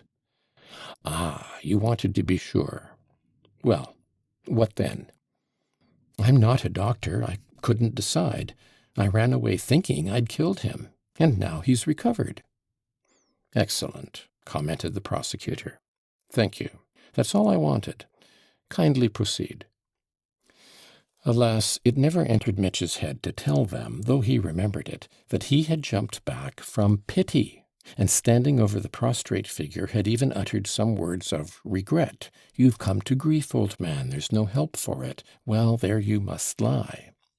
The prosecutor could only draw one conclusion, that the man had jumped back at such a moment and in such excitement, simply with the object of ascertaining whether the only witness of his crime were dead, that he must therefore have been a man of great strength, coolness, decision, and foresight, even at such a moment, and so on. The prosecutor was satisfied. I've provoked the nervous fellow by trifles, and he has said more than he meant to. With painful effort, Mitya went on, but this time he was pulled up immediately by Nikolai Parfenovitch. "How came you to run to the servant Fedosia Markovna with your hands so covered with blood, and, as it appears, your face too?" "Why, I didn't notice the blood at all at the time," answered Mitya.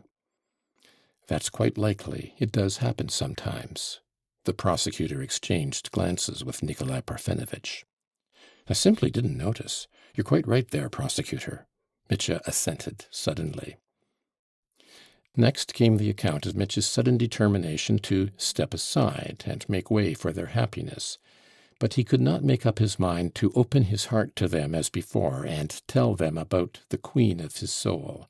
He disliked speaking of her before these chilly persons who were fastening on him like bugs. And so, in response to their reiterated questions, he answered briefly and abruptly. "Well, I made up my mind to kill myself. What had I left to live for? That question stared me in the face. Her first rightful lover had come back, the man who wronged her but who'd hurried back to offer his love after 5 years, and atone for the wrong with marriage. So I knew it was all over for me. And behind me disgrace, and that blood, Grigory's. What had I to live for?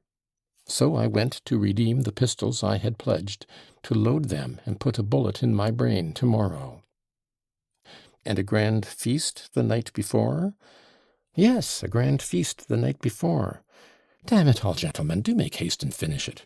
I meant to shoot myself not far from here, beyond the village, and I'd planned to do it at 5 o'clock in the morning. And I had a note in my pocket already. I wrote it at Perhotin's when I loaded my pistols. Here's the letter. Read it. It's not for you I tell it, he added contemptuously. He took it from his waistcoat pocket and flung it on the table. The lawyers read it with curiosity, and, as is usual, added it to the papers connected with the case. And you didn't even think of washing your hands at Perhotin's? You were not afraid, then, of arousing suspicion? What suspicion? Suspicion or not, I should have galloped here just the same, and shot myself at 5 o'clock, and you wouldn't have been in time to do anything. If it hadn't been for what's happened to my father, you would have known nothing about it, and wouldn't have come here. Oh, it's the devil's doing. It was the devil murdered father. It was through the devil that you found it out so soon. How did you manage to get here so quick? It's marvelous. A dream. Mr. Perhotin informed us that when you came to him, you held in your hands, your blood-stained hands, your money, a lot of money, a bundle of 100-ruble notes, and that his servant boy saw it too. That's true, gentlemen. I remember it was so. Now, there's one little point presents itself. Can you inform us, Nikolai Parfenovitch began with extreme gentleness, where did you get so much money all of a sudden, when it appears from the facts, from the reckoning of time, that you had not been home? The prosecutor's brows contracted at the question being asked so plainly, but he did not interrupt Nikolai Parfenovitch. No, I didn't go home, answered Mitya, apparently perfectly composed, but looking at the floor. Allow me then to repeat my question, Nikolai Parfenovitch went on, as though creeping up to the subject. Where were you able to procure such a sum all at once, when by your own confession, at 5 o'clock the same day, you— I was in want of 10 rubles and pledged my pistols with Perhotin, and then went to Madame Holikov to borrow 3,000, which she wouldn't give me, and so on, and all the rest of it, Mitya interrupted sharply. Yes, gentlemen, I was in want of it, and suddenly thousands turned up, eh? Do you know, gentlemen, you're both afraid now. What if he won't tell us where he got it? That's just how it is. I'm not going to tell you, gentlemen. You've guessed right. You'll never know, said Mitya, chipping out each word with extraordinary determination. The lawyers were silent for a moment.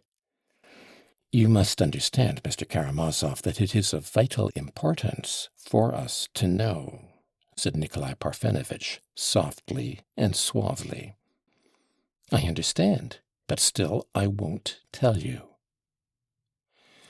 The prosecutor, too, intervened and again reminded the prisoner that he was at liberty to refuse to answer questions if he thought it to his interest, and so on.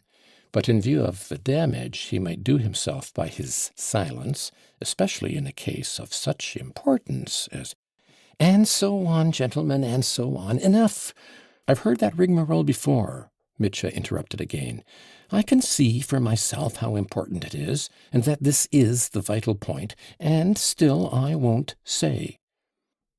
What is it to us? It's not our business, but yours. You are doing yourself harm, observed Nikolai Parfenovitch nervously. You see, gentlemen, joking apart, Mitya lifted his eyes and looked firmly at them both. I had an inkling from the first that we should come to loggerheads at this point.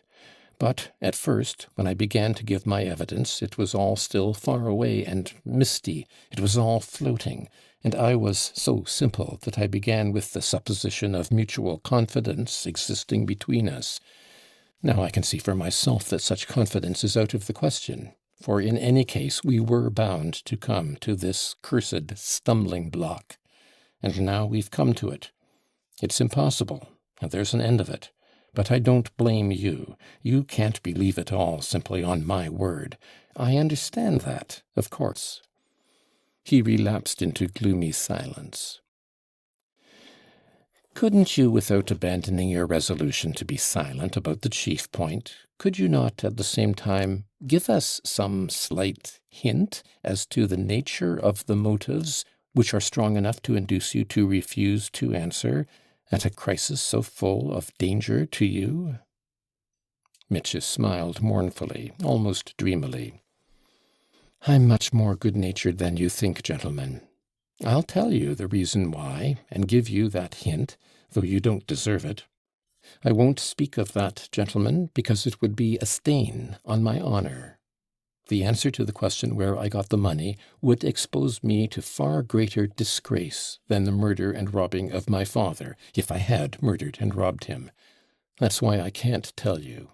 I can't for fear of disgrace. What, gentlemen, are you going to write that down?" "Yes, we'll write it down," lisped Nikolai Parfenovitch. "You ought not to write that down about disgrace. I only told you that in the goodness of my heart. I needn't have told you. I made you a present of it, so to speak, and you pounce upon it at once. Oh, well, write what you like," he concluded with scornful disgust. "I'm not afraid of you, and I can still hold up my head before you." "And can't you tell us the nature of that disgrace?" Nikolai Parfenovitch hazarded. The prosecutor frowned darkly. No, c'est fini. Don't trouble yourselves. It's not worthwhile soiling one's hands. I have soiled myself enough through you as it is. You're not worth it. No one is. Enough, gentlemen. I'm not going on." This was said too peremptorily. Nikolai Parfenovitch did not insist further, but from Ippolit Kirillovitch's eyes he saw that he had not given up hope. "Can you not at least tell us what sum you had in your hands when you went into Mr. Perhotin's? How many roubles exactly?" "I can't tell you that." "You spoke to Mr. Perhotin, I believe, of having received 3,000 from Madame Holikov?" "Perhaps I did. Enough, gentlemen. I won't say how much I had." "Will you be so good, then, as to tell us how you came here, and what you have done since you arrived?" "Oh, you might ask the people here about that, but I'll tell you if you like." He proceeded to do so, but we won't repeat his story. He told it dryly and curtly. Of the raptures of his love he said nothing, but told them that he abandoned his determination to shoot himself owing to new factors in the case. He told the story without going into motives or details, and this time the lawyers did not worry him much. It was obvious that there was no essential point of interest to them here. "We shall verify all that. We will come back to it during the examination of the witnesses, which will, of course, take place in your presence," said Nikolai Parfenovitch in conclusion. "And now allow me to request you to lay on the table everything in your possession, especially all the money you still have about you." "My money, gentlemen?" "Certainly. I understand that that is necessary. I'm surprised indeed that you haven't inquired about it before. It's true I couldn't get away anywhere. I'm sitting here where I can be seen. But here's my money. Count it. Take it. That's all, I think."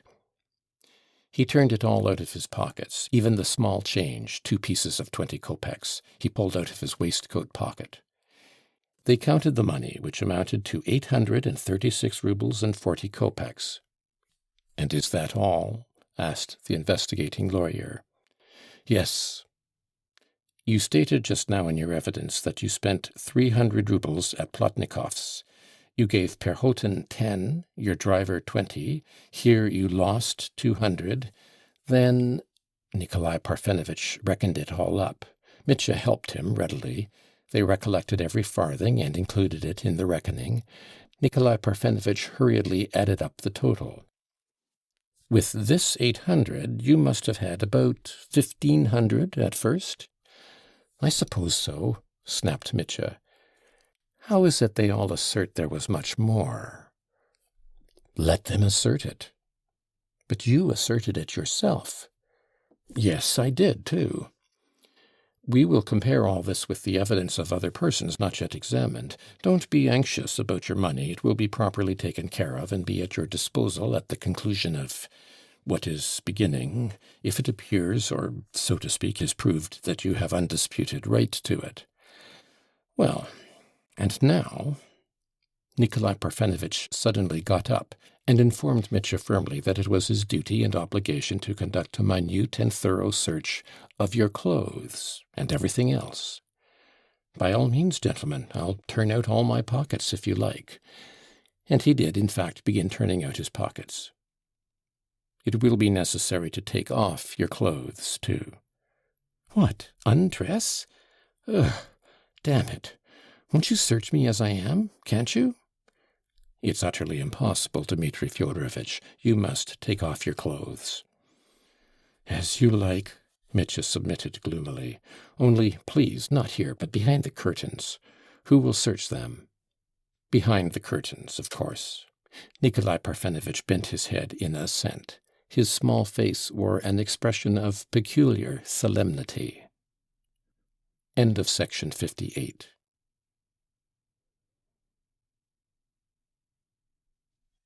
Book 9, Chapter 6. The Prosecutor Catches Mitya. Something utterly unexpected and amazing to Mitya followed. He could never, even a minute before, have conceived that anyone could behave like that to him, Mitya Karamazov. What was worst of all, there was something humiliating in it, and on their side something supercilious and scornful. It was nothing to take off his coat, but he was asked to undress further, or rather not asked, but commanded. He quite understood that.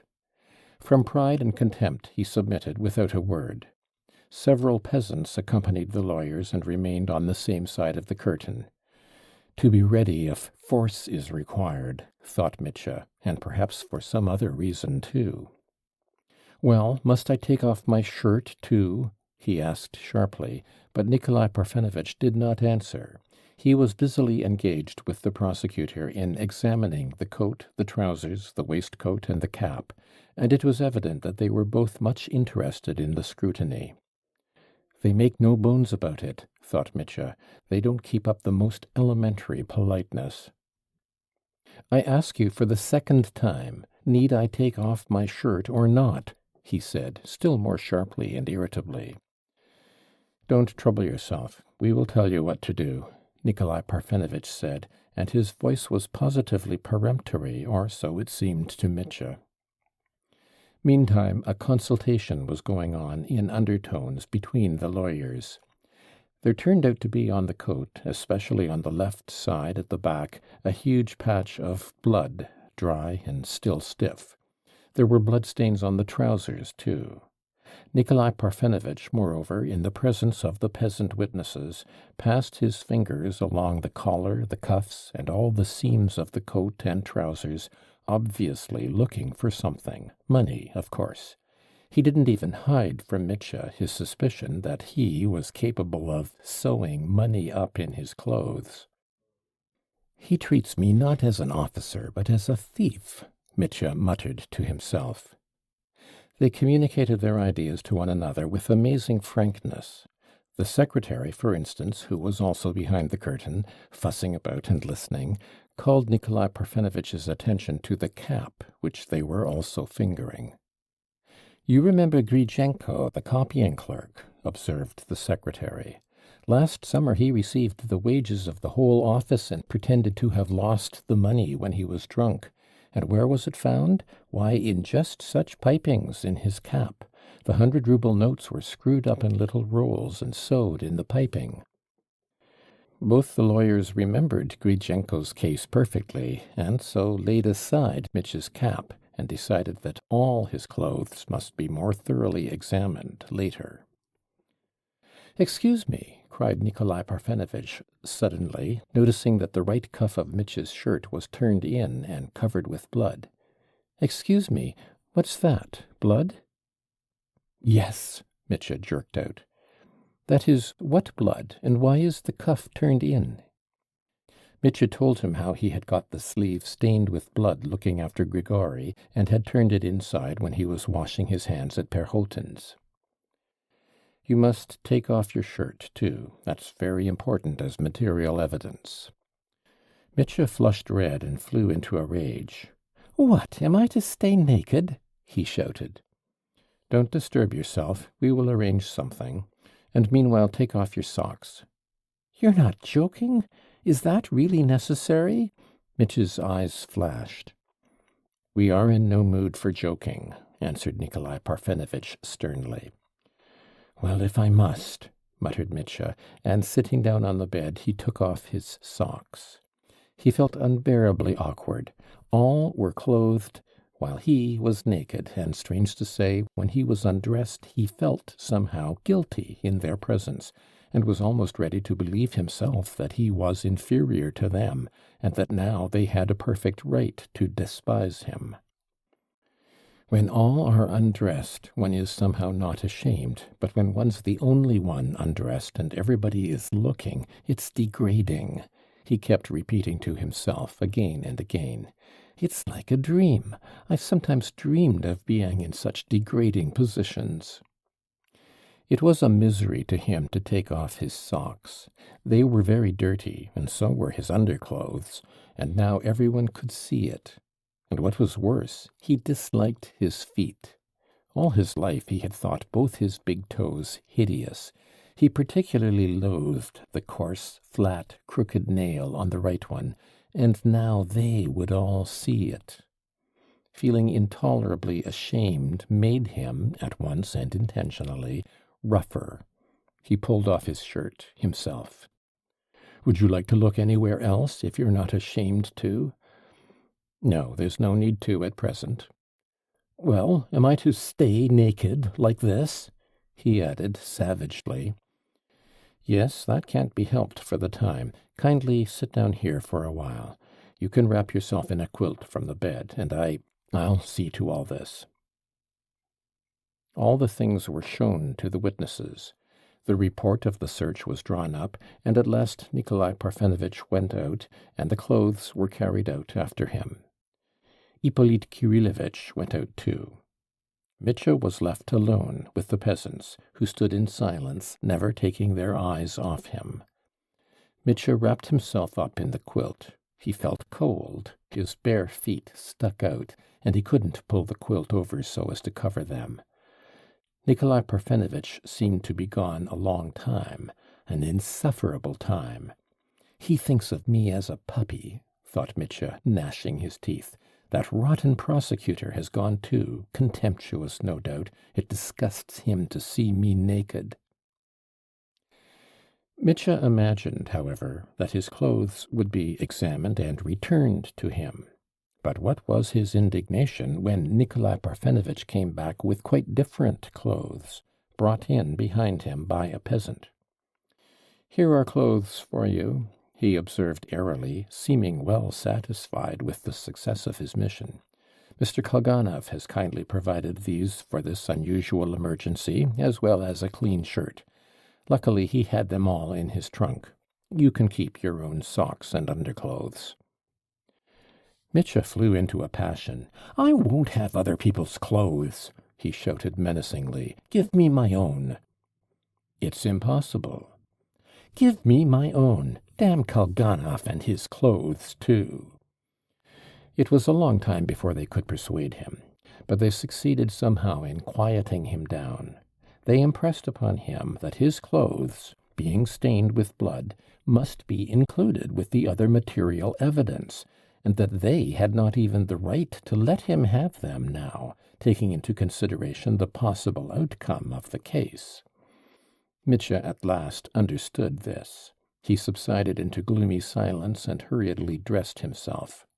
He merely observed, as he put them on, that the clothes were much better than his old ones, and that he disliked gaining by the change. The coat was, besides, ridiculously tight. "Am I to be dressed up like a fool for your amusement?" They urged upon him again that he was exaggerating, that Kalganov was only a little taller, so that only the trousers might be a little too long. But the coat turned out to be really tight in the shoulders. "Damn it all, I can hardly button it," Mitya grumbled. "Be so good as to tell Mr. Kalganov from me that I didn't ask for his clothes, and it's not my doing that they've dressed me up like a clown." He understands that, and is sorry. I mean, not sorry to lend you his clothes, but sorry about all this business, mumbled Nikolai Parfenovitch. Confound his sorrow. Well, where now? Am I to go on sitting here? He was asked to go back to the other room. Mitya went in, scowling with anger, and trying to avoid looking at anyone. Dressed in another man's clothes, he felt himself disgraced, even in the eyes of the peasants, and of Trifon Borissovitch, whose face appeared, for some reason, in the doorway, and vanished immediately. "He's come to look at me dressed up," thought Mitya. He sat down on the same chair as before. He had an absurd, nightmarish feeling, as though he were out of his mind. "Well, what now? Are you going to flog me? That's all that's left for you," he said, clenching his teeth and addressing the prosecutor. He would not turn to Nikolai Parfenovitch, as though he disdained to speak to him. "He looked too closely at my socks, and turned them inside out on purpose to show everyone how dirty they were, the scoundrel." "Well, now we must proceed to the examination of witnesses," observed Nikolai Parfenovitch, as though in reply to Mitya's question. "Yes," said the prosecutor thoughtfully, as though reflecting on something. "We've done what we could in your interest, Dmitri Fyodorovitch," Nikolai Parfenovitch went on, "but having received from you such an uncompromising refusal to explain to us the source from which you obtained the money found upon you, we are, at the present moment—" "What is the stone in your ring?" Mitya interrupted suddenly, as though awakening from a reverie. He pointed to one of the 3 large rings adorning Nikolai Parfenovitch's right hand. "Ring?" repeated Nikolai Parfenovitch with surprise. "Yes, that one, on your middle finger, with the little veins in it. What stone is that?" Mitya persisted, like a peevish child. "That's a smoky topaz," said Nikolai Parfenovitch, smiling. "Would you like to look at it? I'll take it off." "No, don't take it off," cried Mitya furiously, suddenly waking up and angry with himself. "Don't take it off. There's no need. Damn it! Gentlemen, you've sullied my heart. Can you suppose that I would conceal it from you if I had really killed my father, that I would shuffle, lie, and hide myself? No, that's not like Dmitri Karamazov. That he couldn't do.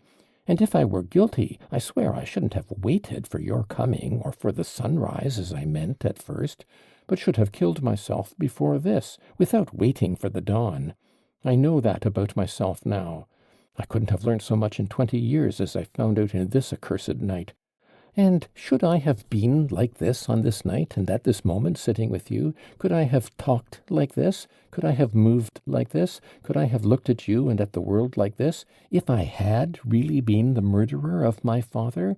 When the very thought of having accidentally killed Grigory gave me no peace all night. Not from fear, oh, not simply from fear of your punishment. The disgrace of it.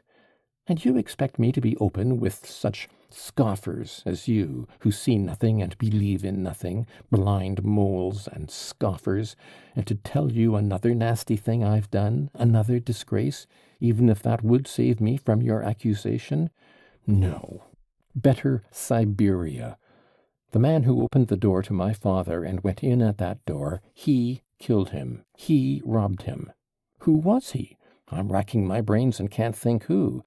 But I can tell you it was not Dmitri Karamazov, and that's all I can tell you, and that's enough, enough. Leave me alone.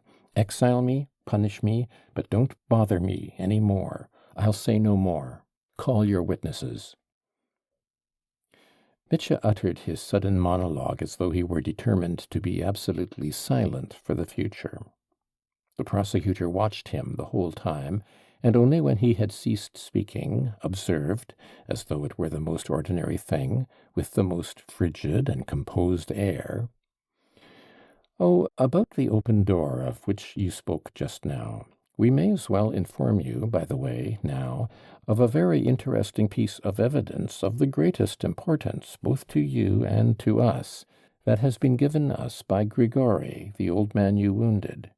On his recovery, he clearly and emphatically stated, in reply to our questions, that when, on coming out to the steps, and hearing a noise in the garden, he made up his mind to go into it through the little gate which stood open, before he noticed you running, as you have told us already, in the dark from the open window where you saw your father, he, Grigory, glanced to the left, and while noticing the open window, observed at the same time, much nearer to him, the door, standing wide open, that door which you have stated to have been shut the whole time you were in the garden.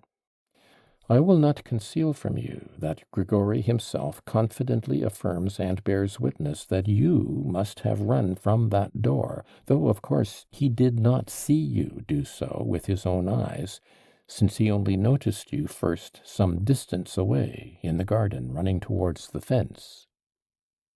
Mitya had leapt up from his chair halfway through this speech. "Nonsense!" he yelled in a sudden frenzy. "It's a barefaced lie. He couldn't have seen the door open because it was shut. He's lying." I consider it my duty to repeat that he is firm in his statement. He does not waver. He adheres to it. We've cross-examined him several times. "Precisely. I have cross-examined him several times," Nikolai Parfenovitch confirmed warmly. "It's false, false. It's either an attempt to slander me or the hallucination of a madman," Mitya still shouted. "He's simply raving, from loss of blood from the wound. He must have fancied it when he came to. He's raving." "Yes, but he noticed the open door not when he came to after his injuries, but before that, as soon as he went into the garden from the lodge." "But it's false. It's false. It can't be so. He's slandering me from spite. He couldn't have seen it. I didn't come from the door," gasped Mitya. The prosecutor turned to Nikolai Parfenovitch and said to him impressively, "Confront him with it. Do you recognize this object?" Nikolai Parfenovitch laid upon the table a large and thick official envelope, on which 3 seals still remained intact. The envelope was empty and slit open at one end. Mitya stared at it with open eyes. It must be that envelope of my father's, the envelope that contained the 3,000 rubles. And if there's inscribed on it, allow me, 'For my little chicken.' Yes, 3,000, he shouted. "Do you see? 3,000. Do you see?" "Of course we see, but we didn't find the money in it. It was empty, and lying on the floor by the bed, behind the screen." For some seconds Mitya stood as though thunderstruck. "Gentlemen, it's Smerdyakov," he shouted suddenly at the top of his voice. "It's he who's murdered him. He's robbed him. No one else knew where the old man hid the envelope. It's Smerdyakov. That's clear now." "But you, too, knew of the envelope and that it was under the pillow." "I never knew it. I've never seen it. This is the first time I've looked at it. I'd only heard of it from Smerdyakov. He was the only one who knew where the old man kept it hidden. I didn't know." Mitchell was completely breathless. "But you told us yourself that the envelope was under your deceased father's pillow. You especially stated that it was under the pillow, so you must have known it." "We've got it written down," confirmed Nikolai Parfenovitch. "Nonsense! It's absurd. I'd no idea it was under the pillow, and perhaps it wasn't under the pillow at all. It was just a chance guess that it was under the pillow. What does Smerdyakov say? Have you asked him where it was? What does Smerdyakov say? That's the chief point. And I went out of my way to tell lies against myself. I told you without thinking that it was under the pillow, and now you know how one says the wrong thing without meaning it. No one knew but Smerdyakov, only Smerdyakov, and no one else. He didn't even tell me where it was. But it's his doing. There's no doubt about it. He murdered him. That's as clear as daylight now." Mitya exclaimed more and more frantically, repeating himself incoherently, and growing more and more exasperated and excited. You must understand that, and arrest him at once. He must have killed him while I was running away, and while Grigori was unconscious. That's clear now. He gave the signal, and father opened to him, for no one but he knew the signal, and without the signal father would never have opened the door. But you're again forgetting the circumstance, the prosecutor observed, still speaking with the same restraint, though with a note of triumph, that there was no need to give the signal, if the door already stood open when you were there, while you were in the garden. The door, muttered Mitya, and he stared speechless at the prosecutor. He sank back helpless in his chair. All were silent. Yes, the door. It's a nightmare. God is against me, he exclaimed, staring before him in complete stupefaction. Come, you see, the prosecutor went on with dignity, and you can judge for yourself, Dmitri Fyodorovitch. On the one hand, we have the evidence of the open door from which you ran out, a fact which overwhelms you and us. On the other side, your incomprehensible, persistent, and, so to speak, obdurate silence with regard to the source from which you obtained the money which was so suddenly seen in your hands, when only 3 hours earlier, on your own showing, you pledged your pistols for the sake of 10 roubles. In view of all these facts, judge for yourself. What are we to believe, and what can we depend upon? And don't accuse us of being frigid, cynical, scoffing people who are incapable of believing in the generous impulses of your heart. Try to enter into our position. Mitya was indescribably agitated. He turned pale. Very well, he exclaimed suddenly. I will tell you my secret. I'll tell you where I got the money. I'll reveal my shame that I may not have to blame myself or you hereafter. And believe me, Dmitri Fyodorovitch, put in Nikolai Parfenovitch, in a voice of almost pathetic delight, that every sincere and complete confession on your part at this moment may, later on, have an immense influence in your favor, and may, indeed, moreover. But the prosecutor gave him a slight shove under the table, and he checked himself in time. Mitya, it is true, had not heard him. End of section 59.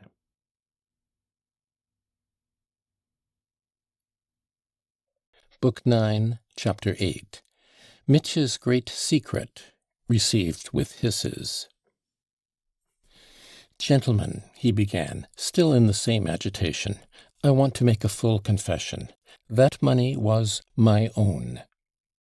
The lawyers' faces lengthened.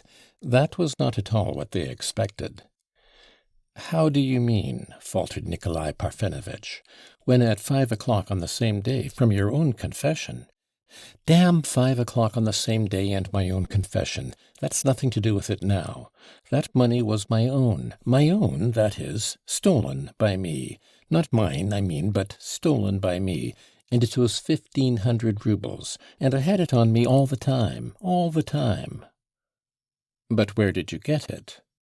I took it off my neck, gentlemen, off this very neck. It was here, round my neck, sewn up in a rag, and I'd had it round my neck a long time. It's a month since I put it round my neck, to my shame and disgrace.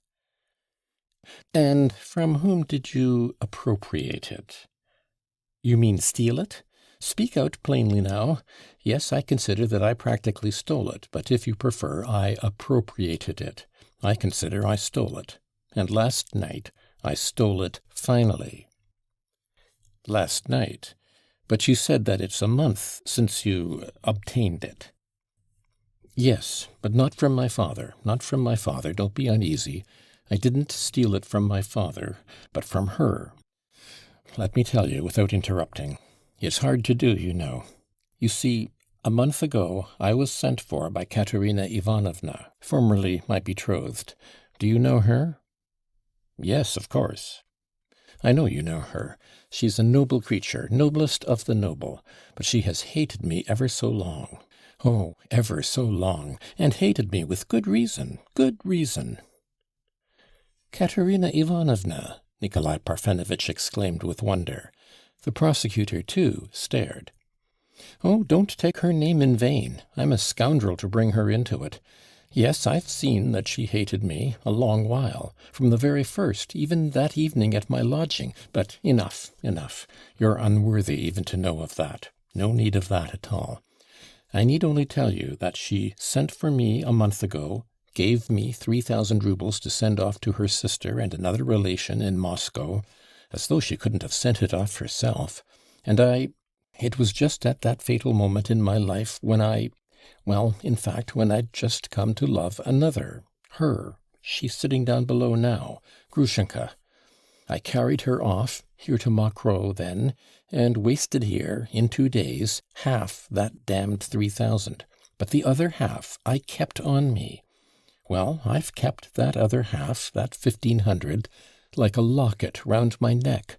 But yesterday I undid it, and spent it. What's left of it, 800 roubles, is in your hands now, Nikolai Parfenovitch. That's the change out of the 1,500 I had yesterday."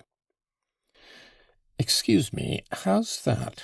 Why, when you were here a month ago, you spent 3,000, not 1,500. Everybody knows that." "Who knows it? Who counted the money? Did I let anyone count it?" "Why, you told everyone yourself that you'd spent exactly 3,000. "It's true, I did. I told the whole town so, and the whole town said so. And here at Mokroe, too, everyone reckoned it was 3,000. Yet I didn't spend 3,000, but 1,500, and the other 1,500 I sewed into a little bag. That's how it was, gentlemen. That's where I got that money yesterday." "This is almost miraculous," murmured Nikolai Parfenovitch. "Allow me to inquire," observed the prosecutor at last. "Have you informed anyone whatever of this circumstance before? I mean, that you had 1,500 left about you a month ago?" "I told no one." "That's strange. Do you mean absolutely no one?" "Absolutely no one. No one and nobody." "What was your reason for this reticence? What was your motive for making such a secret of it? To be more precise, you have told us at last your secret, in your words so disgraceful, though in reality, that is, of course, comparatively speaking, this action, that is, the appropriation of 3,000 roubles belonging to someone else, and, of course, only for a time, is, in my view at least, only an act of the greatest recklessness, and not so disgraceful, when one takes into consideration your character. Even admitting that it was an action in the highest degree discreditable, still discreditable is not disgraceful.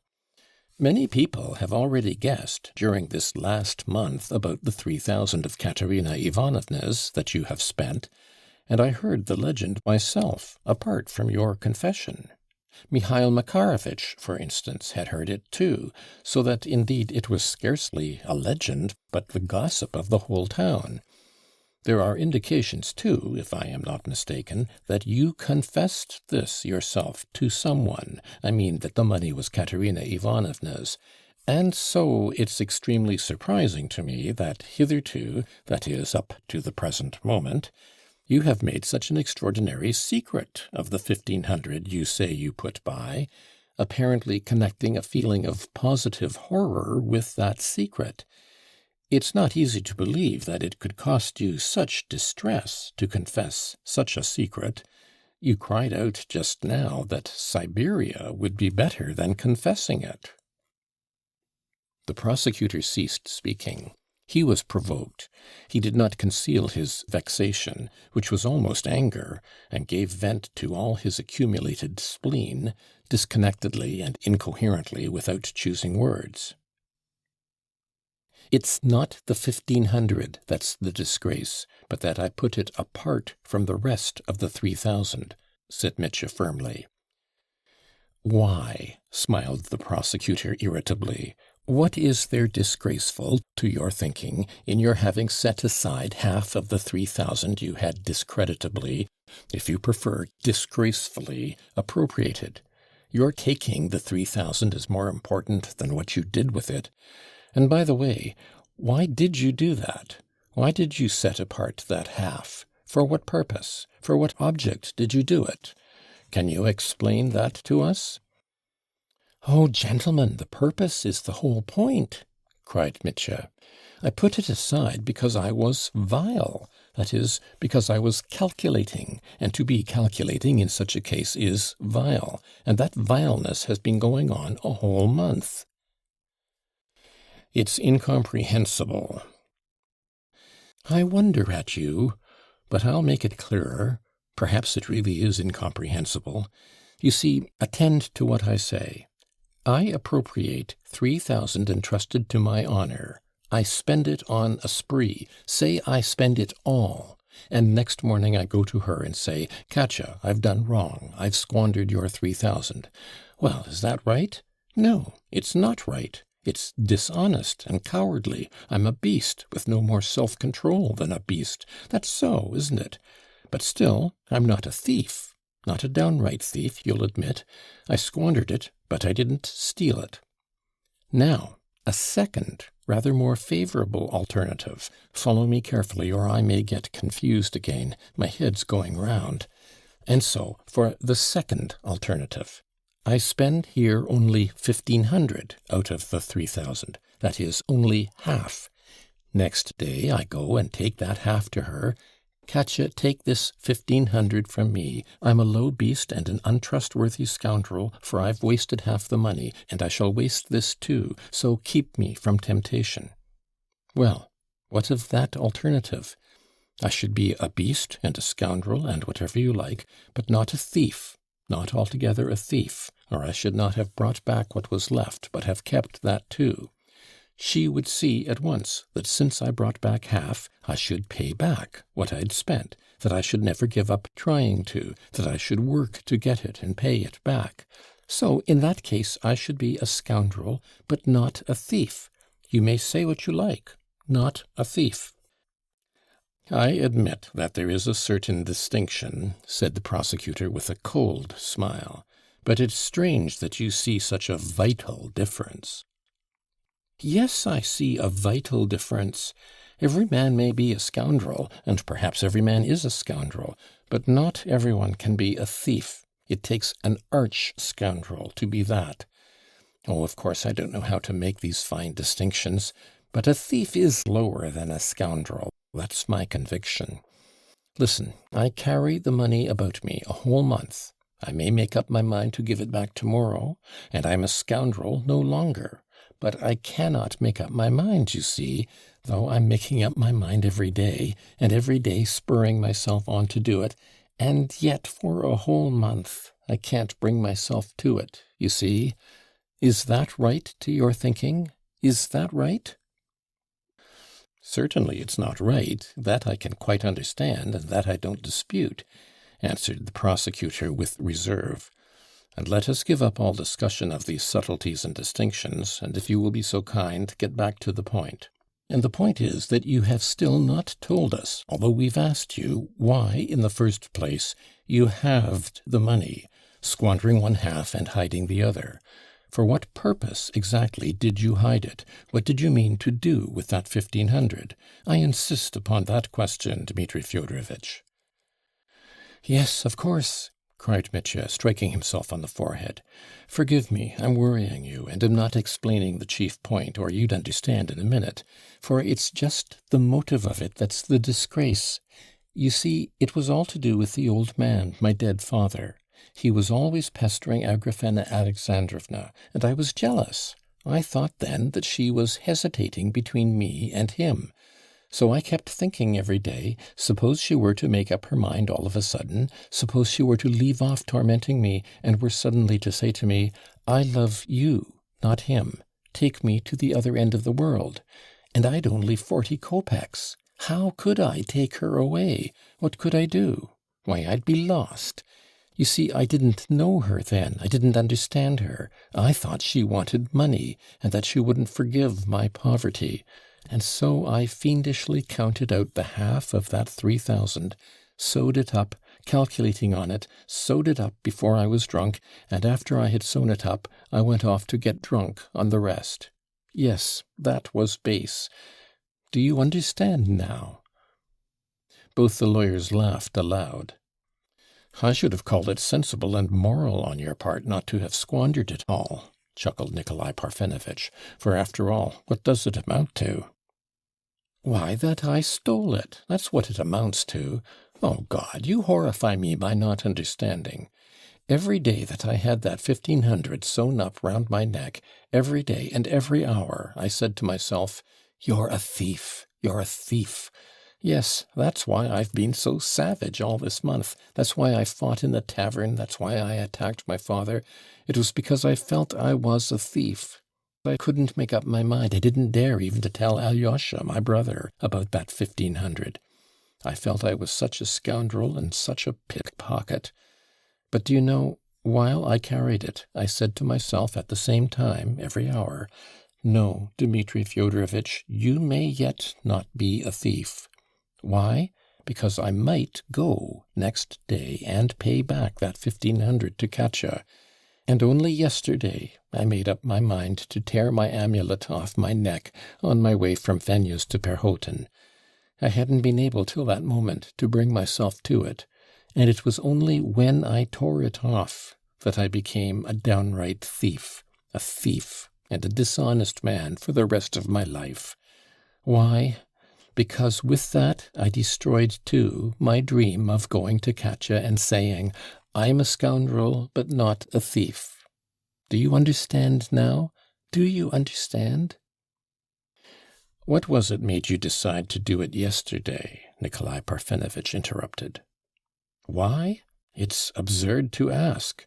Because I had condemned myself to die at 5 o'clock this morning, here at dawn. I thought it made no difference whether I died a thief or a man of honor. But I see it's not so. It turns out that it does make a difference. Believe me, gentlemen, what has tortured me most during this night has not been the thought that I'd killed the old servant, and that I was in danger of Siberia just when my love was being rewarded, and heaven was open to me again. Oh, that did torture me, but not in the same way. Not so much as the damned consciousness that I had torn that damned money off my breast at last and spent it, and had become a downright thief. Oh, gentlemen, I tell you again, with a bleeding heart, I have learnt a great deal this night.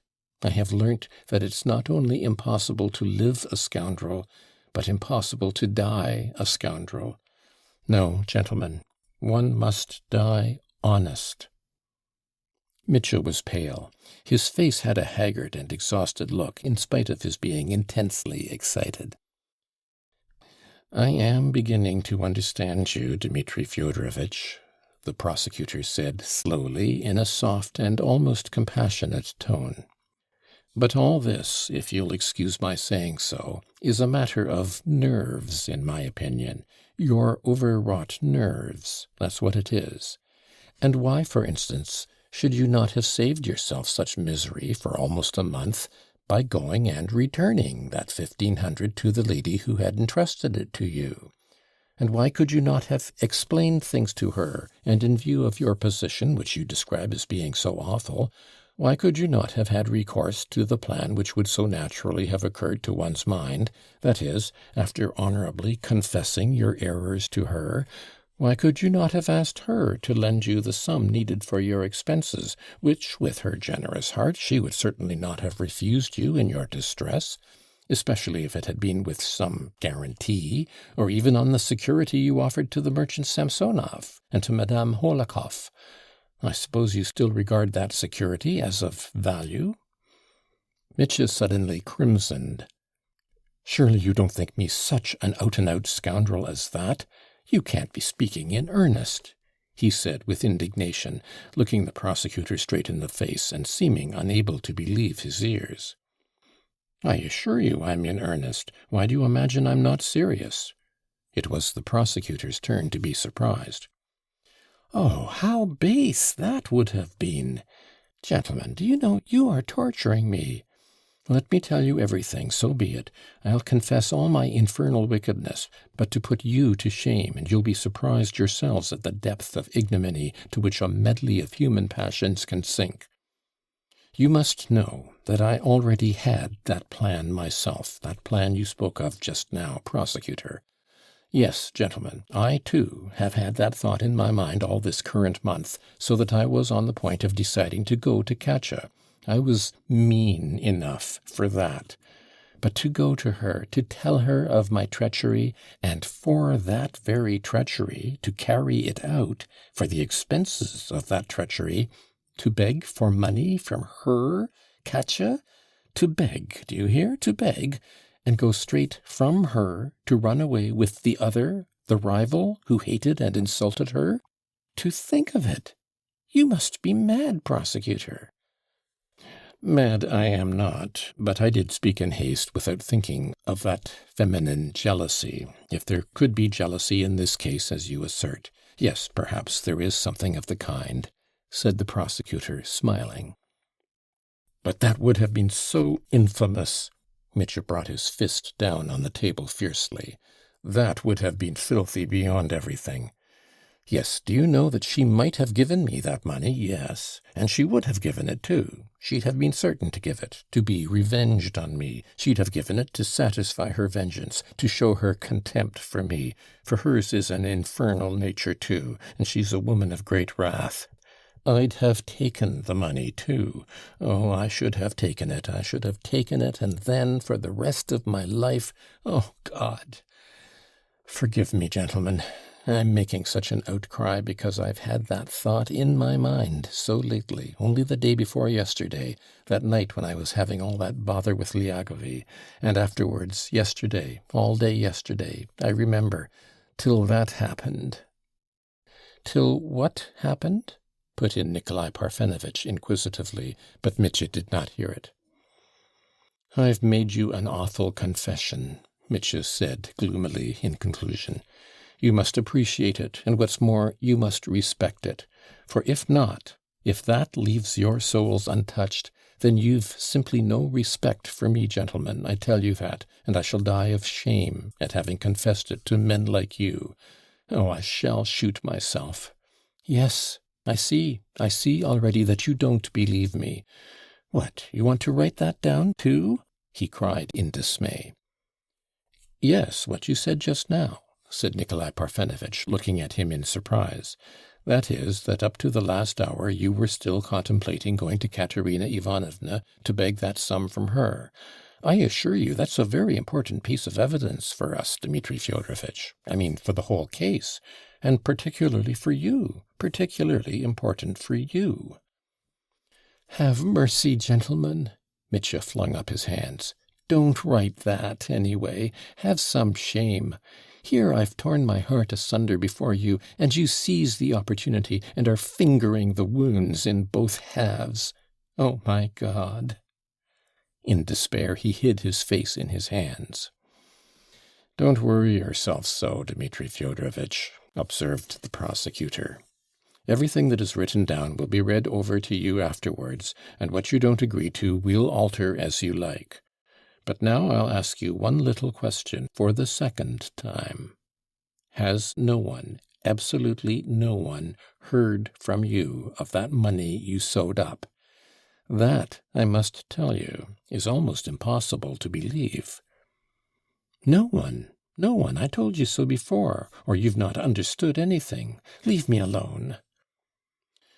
Very well, this matter is bound to be explained, and there's plenty of time for it, but meantime consider. We have, perhaps, a dozen witnesses that you yourself spread it abroad, and even shouted almost everywhere about the 3,000 you'd spent here. 3,000, not 1,500. And now, too, when you got hold of the money you had yesterday, you gave many people to understand that you had brought 3,000 with you. You've got not dozens, but hundreds of witnesses. 200 witnesses. 200 have heard it. Thousands have heard it, cried Mitya. Well, you see, all bear witness to it, and the word all means something. It means nothing. I talked rot, and everyone began repeating it.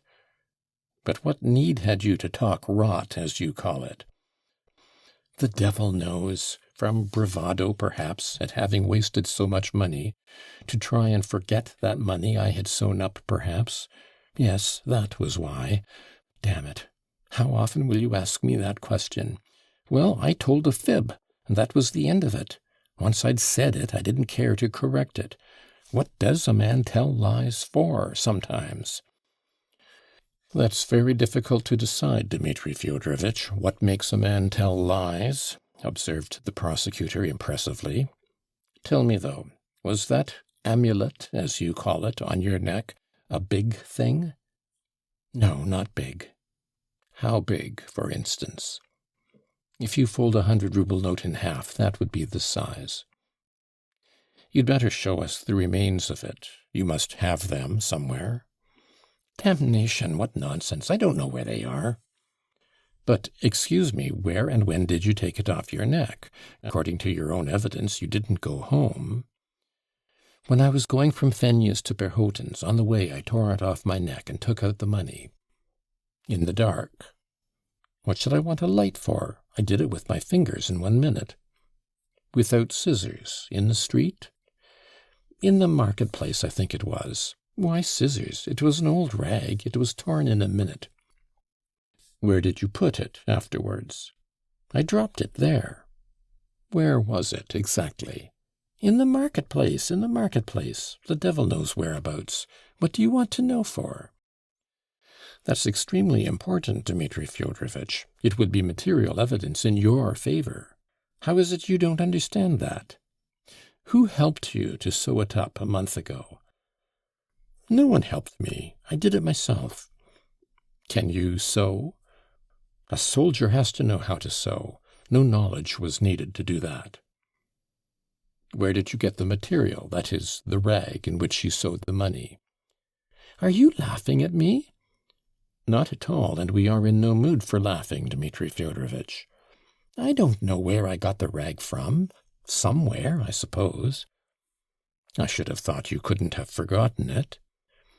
Upon my word, I don't remember. I may have torn a bit off my linen. That's very interesting. We may find in your lodgings tomorrow the shirt, or whatever it is, from which you tore the rag. What sort of rag was it? Cloth or linen? Goodness only knows what it was. Wait a bit. I believe I didn't tear it off anything. It was a bit of calico. I believe I sewed it up in a cap of my landlady's. In your landlady's cap? Yes, I took it from her. How did you get it? You see, I remember once taking a cap for a rag, perhaps to wipe my pen on. I took it without asking, because it was a worthless rag. I tore it up, and I took the notes and sewed them up in it. I believe it was in that very rag I sewed them, an old piece of calico, washed 1,000 times. And you remember that for certain now? I don't know whether for certain. I think it was in the cap. But hang it, what does it matter? In that case, your landlady will remember that the thing was lost. No, she won't. She didn't miss it. It was an old rag, I tell you. An old rag not worth a farthing. And where did you get the needle and thread? I'll stop now. I won't say any more. Enough of it, said Mitya, losing his temper at last. It's strange that you should have so completely forgotten where you threw the pieces in the marketplace. Give orders for the marketplace to be swept tomorrow, and perhaps you will find it, said Mitya, sneering. Enough, gentlemen, enough, he decided in an exhausted voice. I see you don't believe me, not for a moment. It's my fault, not yours. I ought not to have been so ready. Why did I degrade myself by confessing my secret to you? It's a joke to you. I see that from your eyes. You led me on to it, prosecutor? Sing a hymn of triumph if you can. Damn you, you torturers. He bent his head and hid his face in his hands. The lawyers were silent. A minute later he raised his head and looked at them almost vacantly. His face now expressed complete, hopeless despair, and he sat mute and passive as though hardly conscious of what was happening. In the meantime, they had to finish what they were about. They had immediately to begin examining the witnesses. It was by now 8 o'clock in the morning. The lights had been extinguished long ago. Mihail Makarovitch and Kalganov, who had been continually in and out of the room all the while the interrogation had been going on, had now both gone out again. The lawyers, too, looked very tired. It was a wretched morning. The whole sky was overcast, and the rain streamed down in bucketfuls. Mitya gazed blankly out of the window. "May I look out of the window?" he asked Nikolai Parfenovitch suddenly. "Oh, as much as you like," the latter replied. Mitya got up and went to the window. The rain lashed against its little greenish panes. He could see the muddy road just below the house, and farther away, in the rain and mist, a row of poor, black, dismal huts, looking even blacker and poorer in the rain. Mitya thought of Phoebus the golden-haired, and how he had meant to shoot himself at his first ray. Perhaps it would be even better on a morning like this, he thought with a smile, and suddenly, flinging his hand downwards, he turned to his torturers. "Gentlemen," he cried, "I see that I am lost. But she? Tell me about her, I beseech you. Surely she need not be ruined with me. She's innocent, you know. She was out of her mind when she cried last night, 'It's all my fault.' She's done nothing, nothing. I've been grieving over her all night as I sat with you. Won't you tell me what you are going to do with her now?" "You can set your mind quite at rest on that score, Dmitri Fyodorovitch," the prosecutor answered at once, with evident alacrity. "We have, so far, no grounds for interfering with the lady in whom you are so interested. I trust that it may be the same in the later development of the case. On the contrary, we'll do everything that lies in our power in that matter. Set your mind completely at rest." "Gentlemen, I thank you. I knew that you were honest, straightforward people, in spite of everything. You've taken a load off my heart. Well, what are we to do now? I'm ready." "Well, we ought to make haste. We must pass to examining the witnesses without delay. That must be done in your presence, and therefore—" "Shouldn't we have some tea first?" interposed Nikolai Parfenovitch. "I think we've deserved it." They decided that if tea were ready downstairs, Mihail Makarovitch had no doubt gone down to get some, they would have a glass, and then go on, putting off their proper breakfast until a more favourable opportunity. Tea really was ready below, and was soon brought up. Mitya at first refused the glass that Nikolai Parfenovitch politely offered him, but afterwards he asked for it himself and drank it greedily. He looked surprisingly exhausted. It might have been supposed from his Herculean strength that one night of carousing, even accompanied by the most violent emotions, could have had little effect on him. But he felt that he could hardly hold his head up, and from time to time all the objects about him seemed heaving and dancing before his eyes. "A little more and I shall begin raving," he said to himself. End of section 60.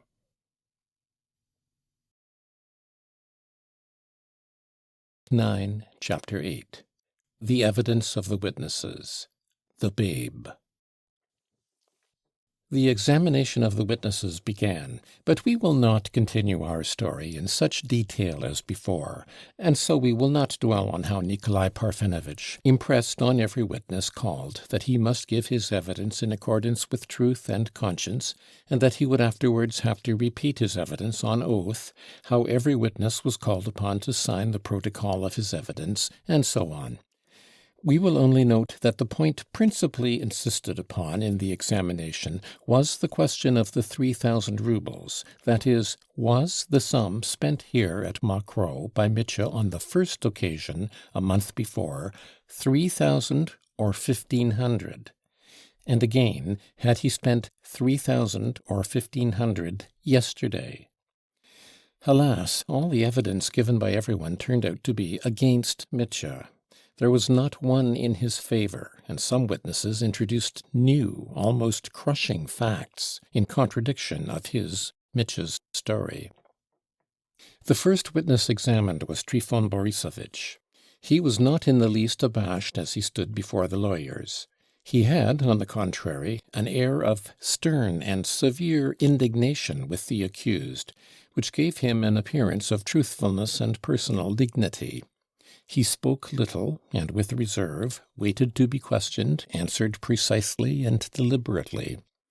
Firmly and unhesitatingly he bore witness that the sum spent a month before could not have been less than 3,000, that all the peasants about here would testify that they had heard the sum of 3,000 mentioned by Dmitri Fyodorovitch himself. What a lot of money he flung away on the gypsy girls alone! He wasted 1,000, I dare say, on them alone. "I don't believe I gave them 500, was Mitch's gloomy comment on this.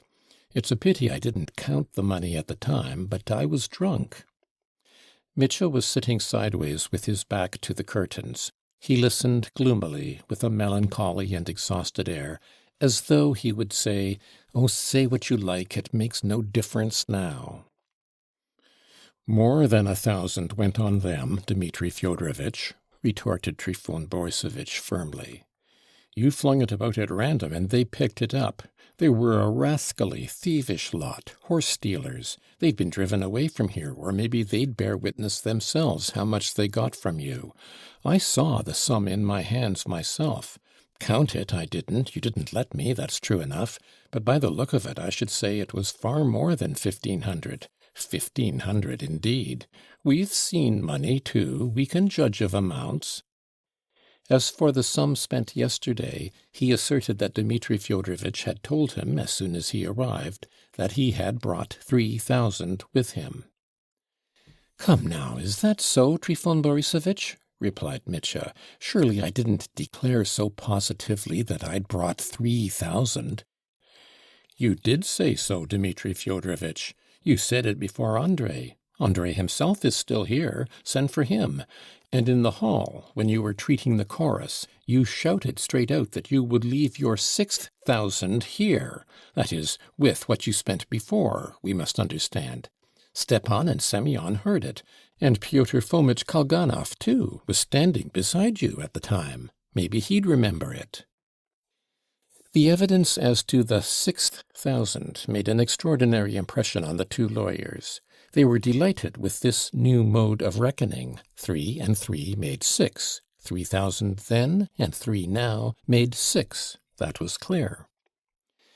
They questioned all the peasants suggested by Trifon Borisovitch, Stepan and Semyon, the driver Andrei, and Kalganov. The peasants and the driver unhesitatingly confirmed Trifon Borisovitch's evidence. They noted down, with particular care, Andrei's account of the conversation he had had with Mitcha on the road. "Where," says he, "am I, Dmitri Fyodorovitch, going? To heaven or to hell? And shall I be forgiven in the next world or not?" The psychological Ippolit Kirillevitch heard this with a subtle smile, and ended by recommending that these remarks as to where Dmitri Fyodorovitch would go should be included in the case. Kalganov, when called, came in reluctantly, frowning and ill-humored, and he spoke to the lawyers as though he had never met them before in his life, though they were acquaintances whom he had been meeting every day for a long time past. He began by saying that he knew nothing about it and didn't want to. But it appeared that he had heard of the 6,000, and he admitted that he had been standing close by at the moment. As far as he could see, he didn't know how much money Mitcha had in his hands. He affirmed that the Poles had cheated at cards. In reply to reiterated questions, he stated that, after the Poles had been turned out, Mitcha's position with Agrafena Alexandrovna had certainly improved, and that she had said that she loved him. He spoke of Agrafena Alexandrovna with reserve and respect, as though she had been a lady of the best society, and did not once allow himself to call her Grushenka. In spite of the young man's obvious repugnance at giving evidence, Ippolit Kirillovitch examined him at great length, and only from him learnt all the details of what made up Mitya's romance, so to say, on that night. Mitya did not once pull Kalganov up. At last they let the young man go, and he left the room with unconcealed indignation. The Poles, too, were examined. Though they had gone to bed in their room, they had not slept all night, and on the arrival of the police officers they hastily dressed and got ready, realizing that they would certainly be sent for. They gave their evidence with dignity, though not without some uneasiness. The little Pole turned out to be a retired official of the 12th class, who had served in Siberia as a veterinary surgeon. His name was Musyalovich. Pan Wróblewski turned out to be an uncertificated dentist. Although Nikolai Parfenovitch asked them questions, on entering the room they both addressed their answers to Mihail Makarovitch, who was standing on one side, taking him in their ignorance for the most important person and in command, and addressed him at every word as Pan Colonel. Only after several reproofs from Mihail Makarovitch himself, they grasped that they had to address their answers to Nikolai Parfenovitch only. It turned out that they could speak Russian quite correctly except for their accent in some words. Of his relations with Grushenka, past and present, Pan Musyalovitch spoke proudly and warmly, so that Mitya was roused at once, and declared that he would not allow the scoundrel to speak like that in his presence. Pan Musyalovitch at once called attention to the word scoundrel, and begged that it should be put down in the protocol. Mitya fumed with rage. "He's a scoundrel, a scoundrel! You can put that down. And put down, too, that in spite of the protocol I still declare that he's a scoundrel," he cried. Though Nikolai Parfenovitch did insert this in the protocol, he showed the most praiseworthy tact and management. After sternly reprimanding Mitya, he cut short all further inquiry into the romantic aspect of the case, and hastened to pass to what was essential. One piece of evidence given by the Poles roused special interest in the lawyers.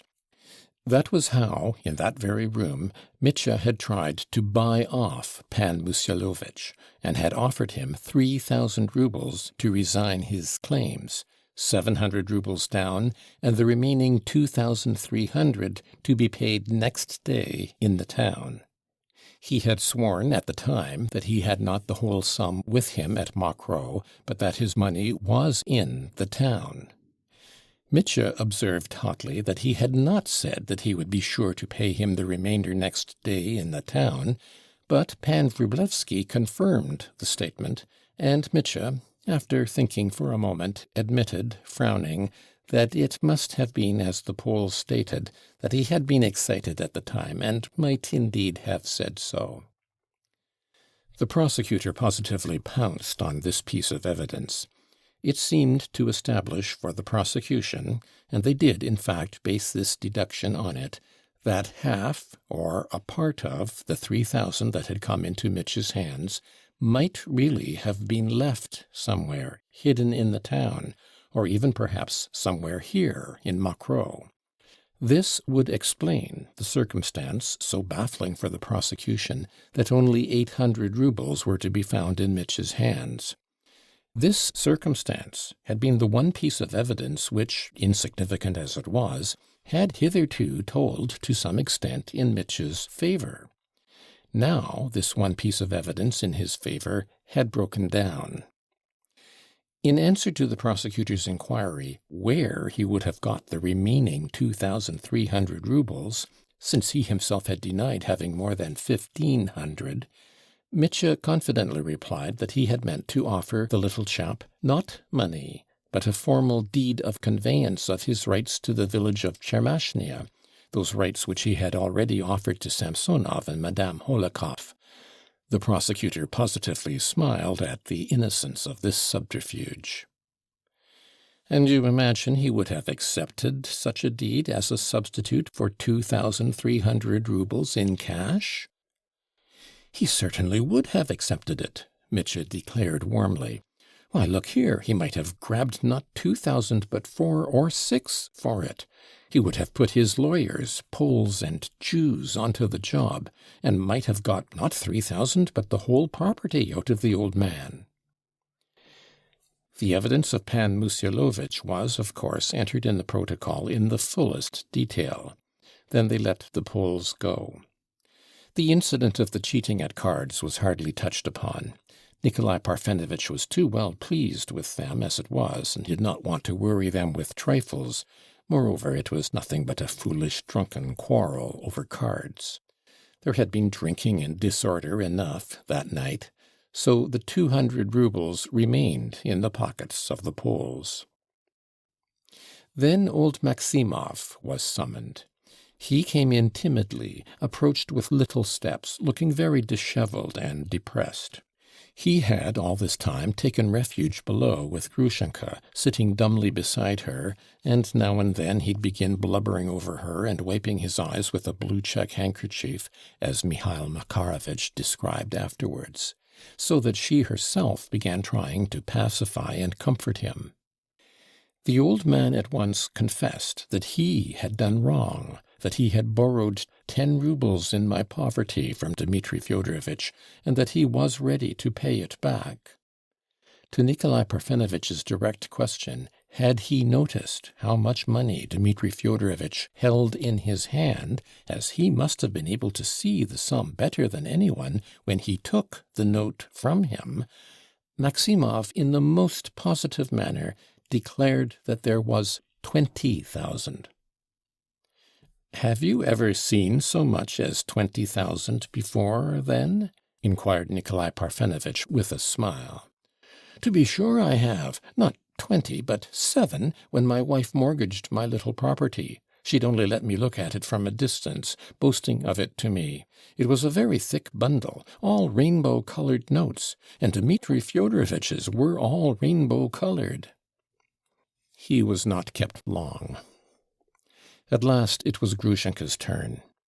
Nikolai Parfenovitch was obviously apprehensive of the effect her appearance might have on Mitya, and he muttered a few words of admonition to him, but Mitya bowed his head in silence, giving him to understand that he would not make a scene. Mihail Makarovitch himself led Grushenka in. She entered with a stern and gloomy face that looked almost composed, and sat down quietly on the chair offered her by Nikolai Parfenovitch. She was very pale, she seemed to be cold, and wrapped herself closely in her magnificent black shawl. She was suffering from a slight feverish chill, the first symptom of the long illness which followed that night. Her grave air, her direct, earnest look, and quiet manner made a very favorable impression on everyone. Nikolai Parfenovitch was even a little bit fascinated. He admitted himself, when talking about it afterwards, that only then had he seen how handsome the woman was, for though he had seen her several times before, he had always looked upon her as something of a provincial hetera. "She has the manners of the best society," he said enthusiastically, gossiping about her in a circle of ladies. But this was received with positive indignation by the ladies, who immediately called him a naughty man, to his great satisfaction. As she entered the room, Grushenka only glanced for an instant at Mitya, who looked at her uneasily, but her face reassured him at once. After the first inevitable inquiries and warnings, Nikolai Parfenovitch asked her, hesitating a little, but preserving the most courteous manner, on what terms she was with the retired lieutenant, Dmitri Fyodorovitch Karamazov. To this Grushenka firmly and quietly replied, "He was an acquaintance. He came to see me as an acquaintance during the last month." To further inquisitive questions she answered plainly and with complete frankness that though at times she had thought him attractive, she had not loved him, but had won his heart as well as his old father's in my nasty spite, that she had seen that Mitya was very jealous of Fyodor Pavlovitch and everyone else, but that had only amused her. She had never meant to go to Fyodor Pavlovitch. She had simply been laughing at him. I had no thoughts for either of them all this last month. I was expecting another man who had wronged me. But I think, she said in conclusion, that there's no need for you to inquire about that, nor for me to answer you, for that's my own affair. Nikolai Parfenovitch immediately acted upon this hint. He again dismissed the romantic aspect of the case and passed to the serious one, that is, to the question of most importance, concerning the 3,000 roubles. Grushenka confirmed the statement that 3,000 roubles had certainly been spent on the first carousal at Mokroe, and though she had not counted the money herself, she had heard that it was 3,000 from Dmitri Fyodorovitch's own lips. "Did he tell you that alone, or before someone else, or did you only hear him speak of it to others in your presence?" the prosecutor inquired immediately. To which Grushenka replied that she had heard him say so before other people, and had heard him say so when they were alone. "Did he say it to you alone once, or several times?" inquired the prosecutor, and learned that he had told Grushenka so several times. Ippolit Kirillovitch was very well satisfied with this piece of evidence. Further examination elicited that Grushenka knew too where that money had come from, and that Dmitri Fyodorovitch had got it from Katerina Ivanovna. "And did you never once hear that the money spent a month ago was not 3,000, but less, and that Dmitri Fyodorovitch had saved half that sum for his own use?" "No, I never heard that," answered Grushenka. It was explained further that Mitya had, on the contrary, often told her that he hadn't a farthing. "He was always expecting to get some from his father," said Grushenka in conclusion. "Did he never say before you, casually or in a moment of irritation," Nikolai Parfenovitch put in suddenly, "that he intended to make an attempt on his father's life?" "He did say so," sighed Grushenka. "Once or several times?" "He mentioned it several times, always in anger." "And did you believe he would do it?" "No, I never believed it," she answered firmly. "I had faith in his noble heart." "Gentlemen, allow me," cried Mitya suddenly. "Allow me to say one word to Agrafena Alexandrovna in your presence." "You can speak," Nikolai Parfenovitch assented. "Agrafena Alexandrovna," Mitya got up from his chair, "have faith in God and in me. I am not guilty of my father's murder." Having uttered these words, Mitya sat down again on his chair. Grushenka stood up and crossed herself devoutly before the icon. "Thanks be to thee, O Lord," she said, in a voice thrilled with emotion, and, still standing, she turned to Nikolai Parfenovitch and added, "As he has spoken now, believe it. I know him. He'll say anything as a joke or from obstinacy, but he'll never deceive you against his conscience. He's telling the whole truth. You may believe it." "Thanks, Agrafena Alexandrovna. You've given me fresh courage," Mitya responded in a quivering voice. As to the money spent the previous day, she declared that she did not know what sum it was, but had heard him tell several people that he had 3,000 with him. And to the question where he got the money, she said that he had told her that he had stolen it from Katerina Ivanovna, and that she had replied to that he hadn't stolen it, and that he must pay the money back next day. On the prosecutor's asking her emphatically whether the money he said he had stolen from Katerina Ivanovna was what he had spent yesterday or what he had squandered here a month ago, she declared that he meant the money spent a month ago, and that was how she understood him. Grushenka was at last released, and Nikolai Parfenovitch informed her impulsively that she might at once return to the town, and that if he could be of any assistance to her, with horses, for example, or if she would care for an escort, he would be— "I thank you sincerely," said Grushenka, bowing to him. "I'm going with this old gentleman. I am driving him back to town with me, and meanwhile, if you'll allow me, I'll wait below to hear what you decide about Dmitri Fyodorovitch." She went out. Mitya was calm, and even looked more cheerful, but only for a moment. He felt more and more oppressed by a strange physical weakness. His eyes were closing with fatigue. The examination of the witnesses was at last over. They proceeded to a final revision of the protocol. Mitya got up, moved from his chair to the corner by the curtain, lay down on a large chest covered with a rug, and instantly fell asleep. He had a strange dream, utterly out of keeping with the place and the time. He was driving somewhere in the steppes where he had been stationed long ago, and a peasant was driving him in a cart with a pair of horses through snow and sleet. He was cold. It was early in November, and the snow was falling in big wet flakes, melting as soon as it touched the earth. And the peasant drove him smartly. He had a fair long beard. He was not an old man, somewhere about 50, and he had on a grey peasant's smock. Not far off was a village. He could see the black huts, and half the huts were burnt down. There were only the charred beams sticking up. And as they drove in, there were peasant women drawn up along the road, a lot of women, a whole row, all thin and wan, with their faces a sort of brownish colour.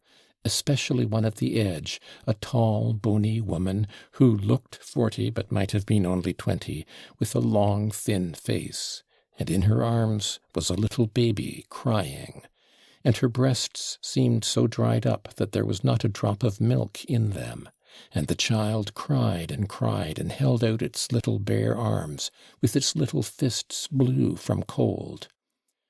"Why are they crying? Why are they crying?" Mitya asked, as they dashed gaily by. "It's the babe," answered the driver, "the babe weeping." And Mitya was struck by his saying, in his peasant way, "the babe," and he liked the peasants calling it a babe. There seemed more pity in it. "But why is it weeping?" Mitya persisted stupidly. "Why are its little arms bare? Why don't they wrap it up?"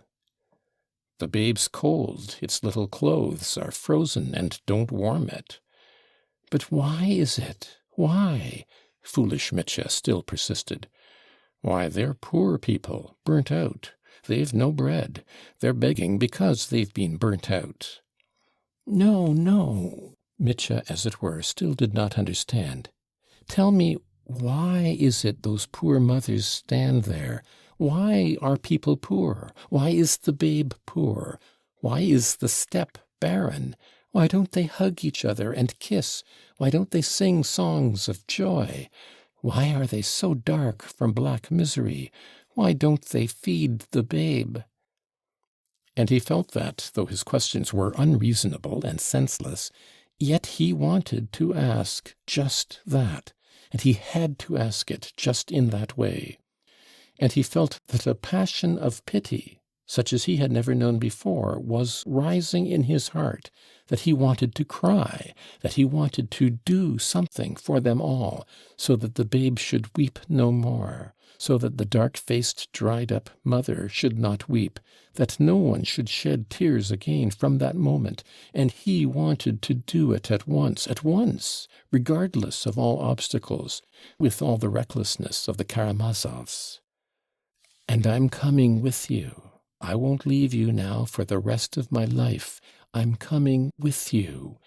He heard, close beside him, Grushenka's tender voice, thrilling with emotion, and his heart glowed, and he struggled forward towards the light, and he longed to live, to go on, towards the new beckoning light, and to hasten now, at once.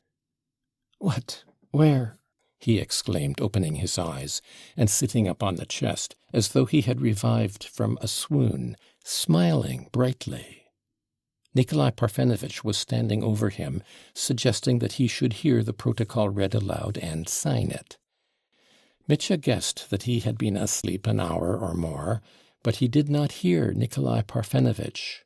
He was suddenly struck by the fact that there was a pillow under his head, which hadn't been there when he had leant back, exhausted, on the chest.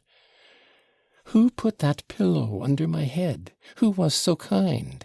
he cried, with a sort of ecstatic gratitude, and tears in his voice, as though some great kindness had been shown him. He never found out who this kind man was. Perhaps one of the peasant witnesses, or Nikolai Parfenovitch's little secretary, had compassionately thought to put a pillow under his head. But his whole soul was quivering with tears. He went to the table and said that he would sign whatever they liked. "I've had a good dream, gentlemen," he said in a strange voice, with a new light, as of joy, in his face. End of section 61.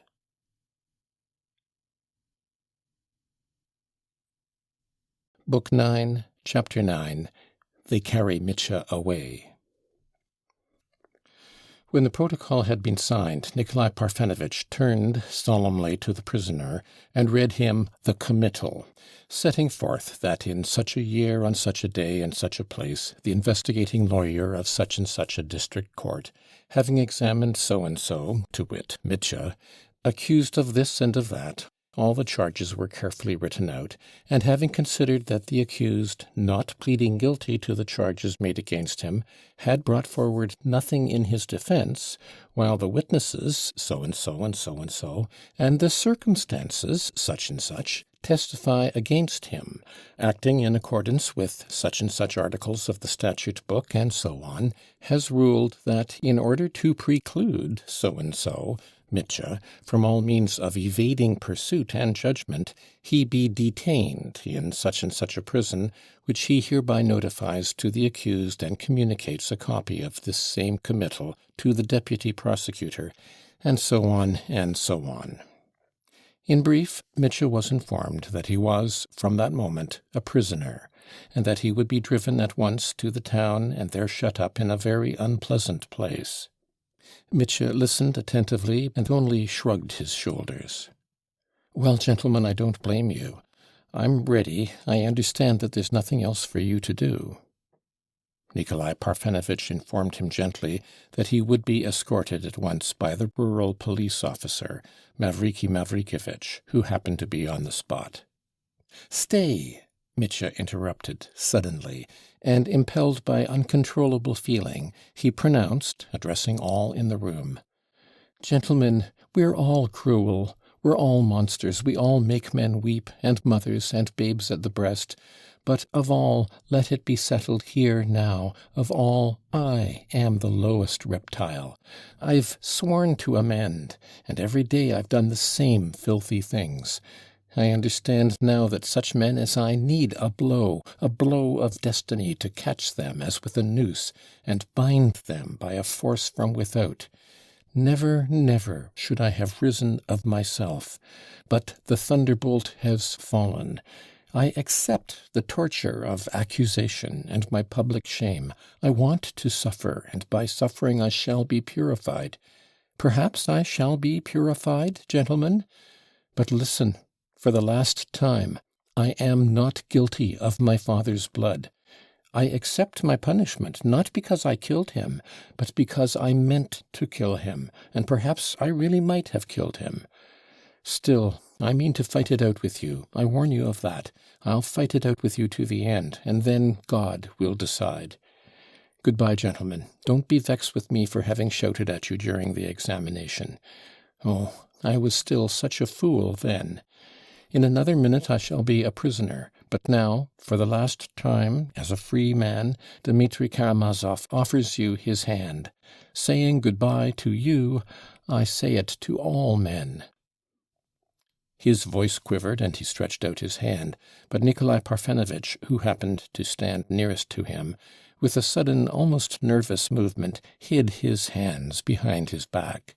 Mitya instantly noticed this, and started. He let his outstretched hand fall at once. "The preliminary inquiry is not yet over," Nikolai Parfenovitch faltered, somewhat embarrassed. "We will continue it in the town. And I, for my part, of course, am ready to wish you all success in your defense. As a matter of fact, Dmitri Fyodorovitch, I've always been disposed to regard you as, so to speak, more unfortunate than guilty. All of us here, if I may make bold to speak for all, we are all ready to recognize that you are at bottom a young man of honor, but, alas, one who has been carried away by certain passions to a somewhat excessive degree." Nikolai Parfenovitch's little figure was positively majestic by the time he had finished speaking. It struck Mitya that in another minute this boy would take his arm, lead him to another corner, and renew their conversation about girls. But many quite irrelevant and inappropriate thoughts sometimes occur even to a prisoner when he is being led out to execution. "Gentlemen, you are good. You are humane. May I see her to say good-bye for the last time?" asked Mitya. "Certainly, but considering, in fact, now it's impossible except in the presence of—" "Oh, well, if it must be so, it must." Grushenka was brought in, but the farewell was brief and of few words, and did not at all satisfy Nikolai Parfenovitch. Grushenka made a deep bow to Mitya. "I have told you I am yours, and I will be yours. I will follow you forever, wherever they may send you. Farewell. You are guiltless, though you've been your own undoing." Her lips quivered, tears flowed from her eyes. "Forgive me, Grusha, for my love, for ruining you, too, with my love." Mitya would have said something more, but he broke off and went out. He was at once surrounded by men who kept a constant watch on him. At the bottom of the steps, to which he had driven up with such a dash the day before with Andrei's 3 horses, 2 carts stood in readiness. Mavriki Mavrikyevich, a sturdy, thick-set man with a wrinkled face, was annoyed about something, some sudden irregularity. He was shouting angrily. He asked Mitya to get into the cart with somewhat excessive surliness. "When I stood him drinks in the tavern, the man had quite a different face," thought Mitya as he got in. At the gates there was a crowd of people, peasants, women, and drivers. Trifon Borissovitch came down the steps too. All stared at Mitya. "Forgive me at parting, good people," Mitya shouted suddenly from the cart. "Forgive us, too," he heard 2 or 3 voices. "Goodbye to you, too, Trifon Borissovitch." But Trifon Borissovitch did not even turn round. He was, perhaps, too busy. He, too, was shouting and fussing about something. It appeared that everything was not yet ready in the second cart, in which 2 constables were to accompany Mavriki Mavrikyevich. The peasant who had been ordered to drive the second cart was pulling on his smock, stoutly maintaining that it was not his turn to go, but Akim's. But Akim was not to be seen. They ran to look for him. The peasant persisted and besought them to wait. "You see what our peasants are, Mavriki Mavrikyevich. They've no shame," exclaimed Trifon Borissovitch. "Akim gave you 25 kopecks the day before yesterday. You've drunk it all, and now you cry out. I'm simply surprised at your good nature with our low peasants, Mavriki Mavrikyevich. That's all I can say." "But what do we want a second cart for?" Mitya put in. "Let's start with the one, Mavriki Mavrikyevich. I won't be unruly, I won't run away from you, old fellow. What do we want an escort for?" "I'll trouble you, sir, to learn how to speak to me if you've never been taught. I'm not old fellow to you, and you can keep your advice for another time," Mavriki Mavrikyevich snapped out savagely, as though glad to vent his wrath. Mitya was reduced to silence. He flushed all over. A moment later he felt suddenly very cold. The rain had ceased, but the dull sky was still overcast with clouds, and a keen wind was blowing straight in his face. "I've taken a chill," thought Mitya, twitching his shoulders. At last Mavriky Mavrikyevitch, too, got into the cart, sat down heavily, and, as though without noticing it, squeezed Mitya into the corner. It is true that he was out of humour, and greatly disliked the task that had been laid upon him. "Good-bye, Trifon Borissovitch," Mitya shouted again, and felt himself that he had not called out this time from good nature, but involuntarily, from resentment. But Trifon Borissovitch stood proudly, with both hands behind his back, and staring straight at Mitya with a stern and angry face, he made no reply. "Good-bye, Dmitri Fyodorovitch, good-bye!" He heard all at once the voice of Kalganov, who had suddenly darted out. Running up to the cart, he held out his hand to Mitya. He had no cap on. Mitya had time to seize and press his hand. "Good-bye, dear fellow, I shan't forget your generosity," he cried warmly. But the cart moved and their hands parted. The bell began ringing, and Mitya was driven off. Kalganov ran back, sat down in a corner, bent his head, hid his face in his hands, and burst out crying. For a long while he sat like that, crying as though he were a little boy instead of a young man of 20. Oh, he believed, almost without doubt, in Mitya's guilt. "What are these people? What can men be after this?" he exclaimed incoherently, in bitter despondency, almost despair. At that moment he had no desire to live. "Is it worth it? Is it worth it?" exclaimed the boy in his grief. End of section 62.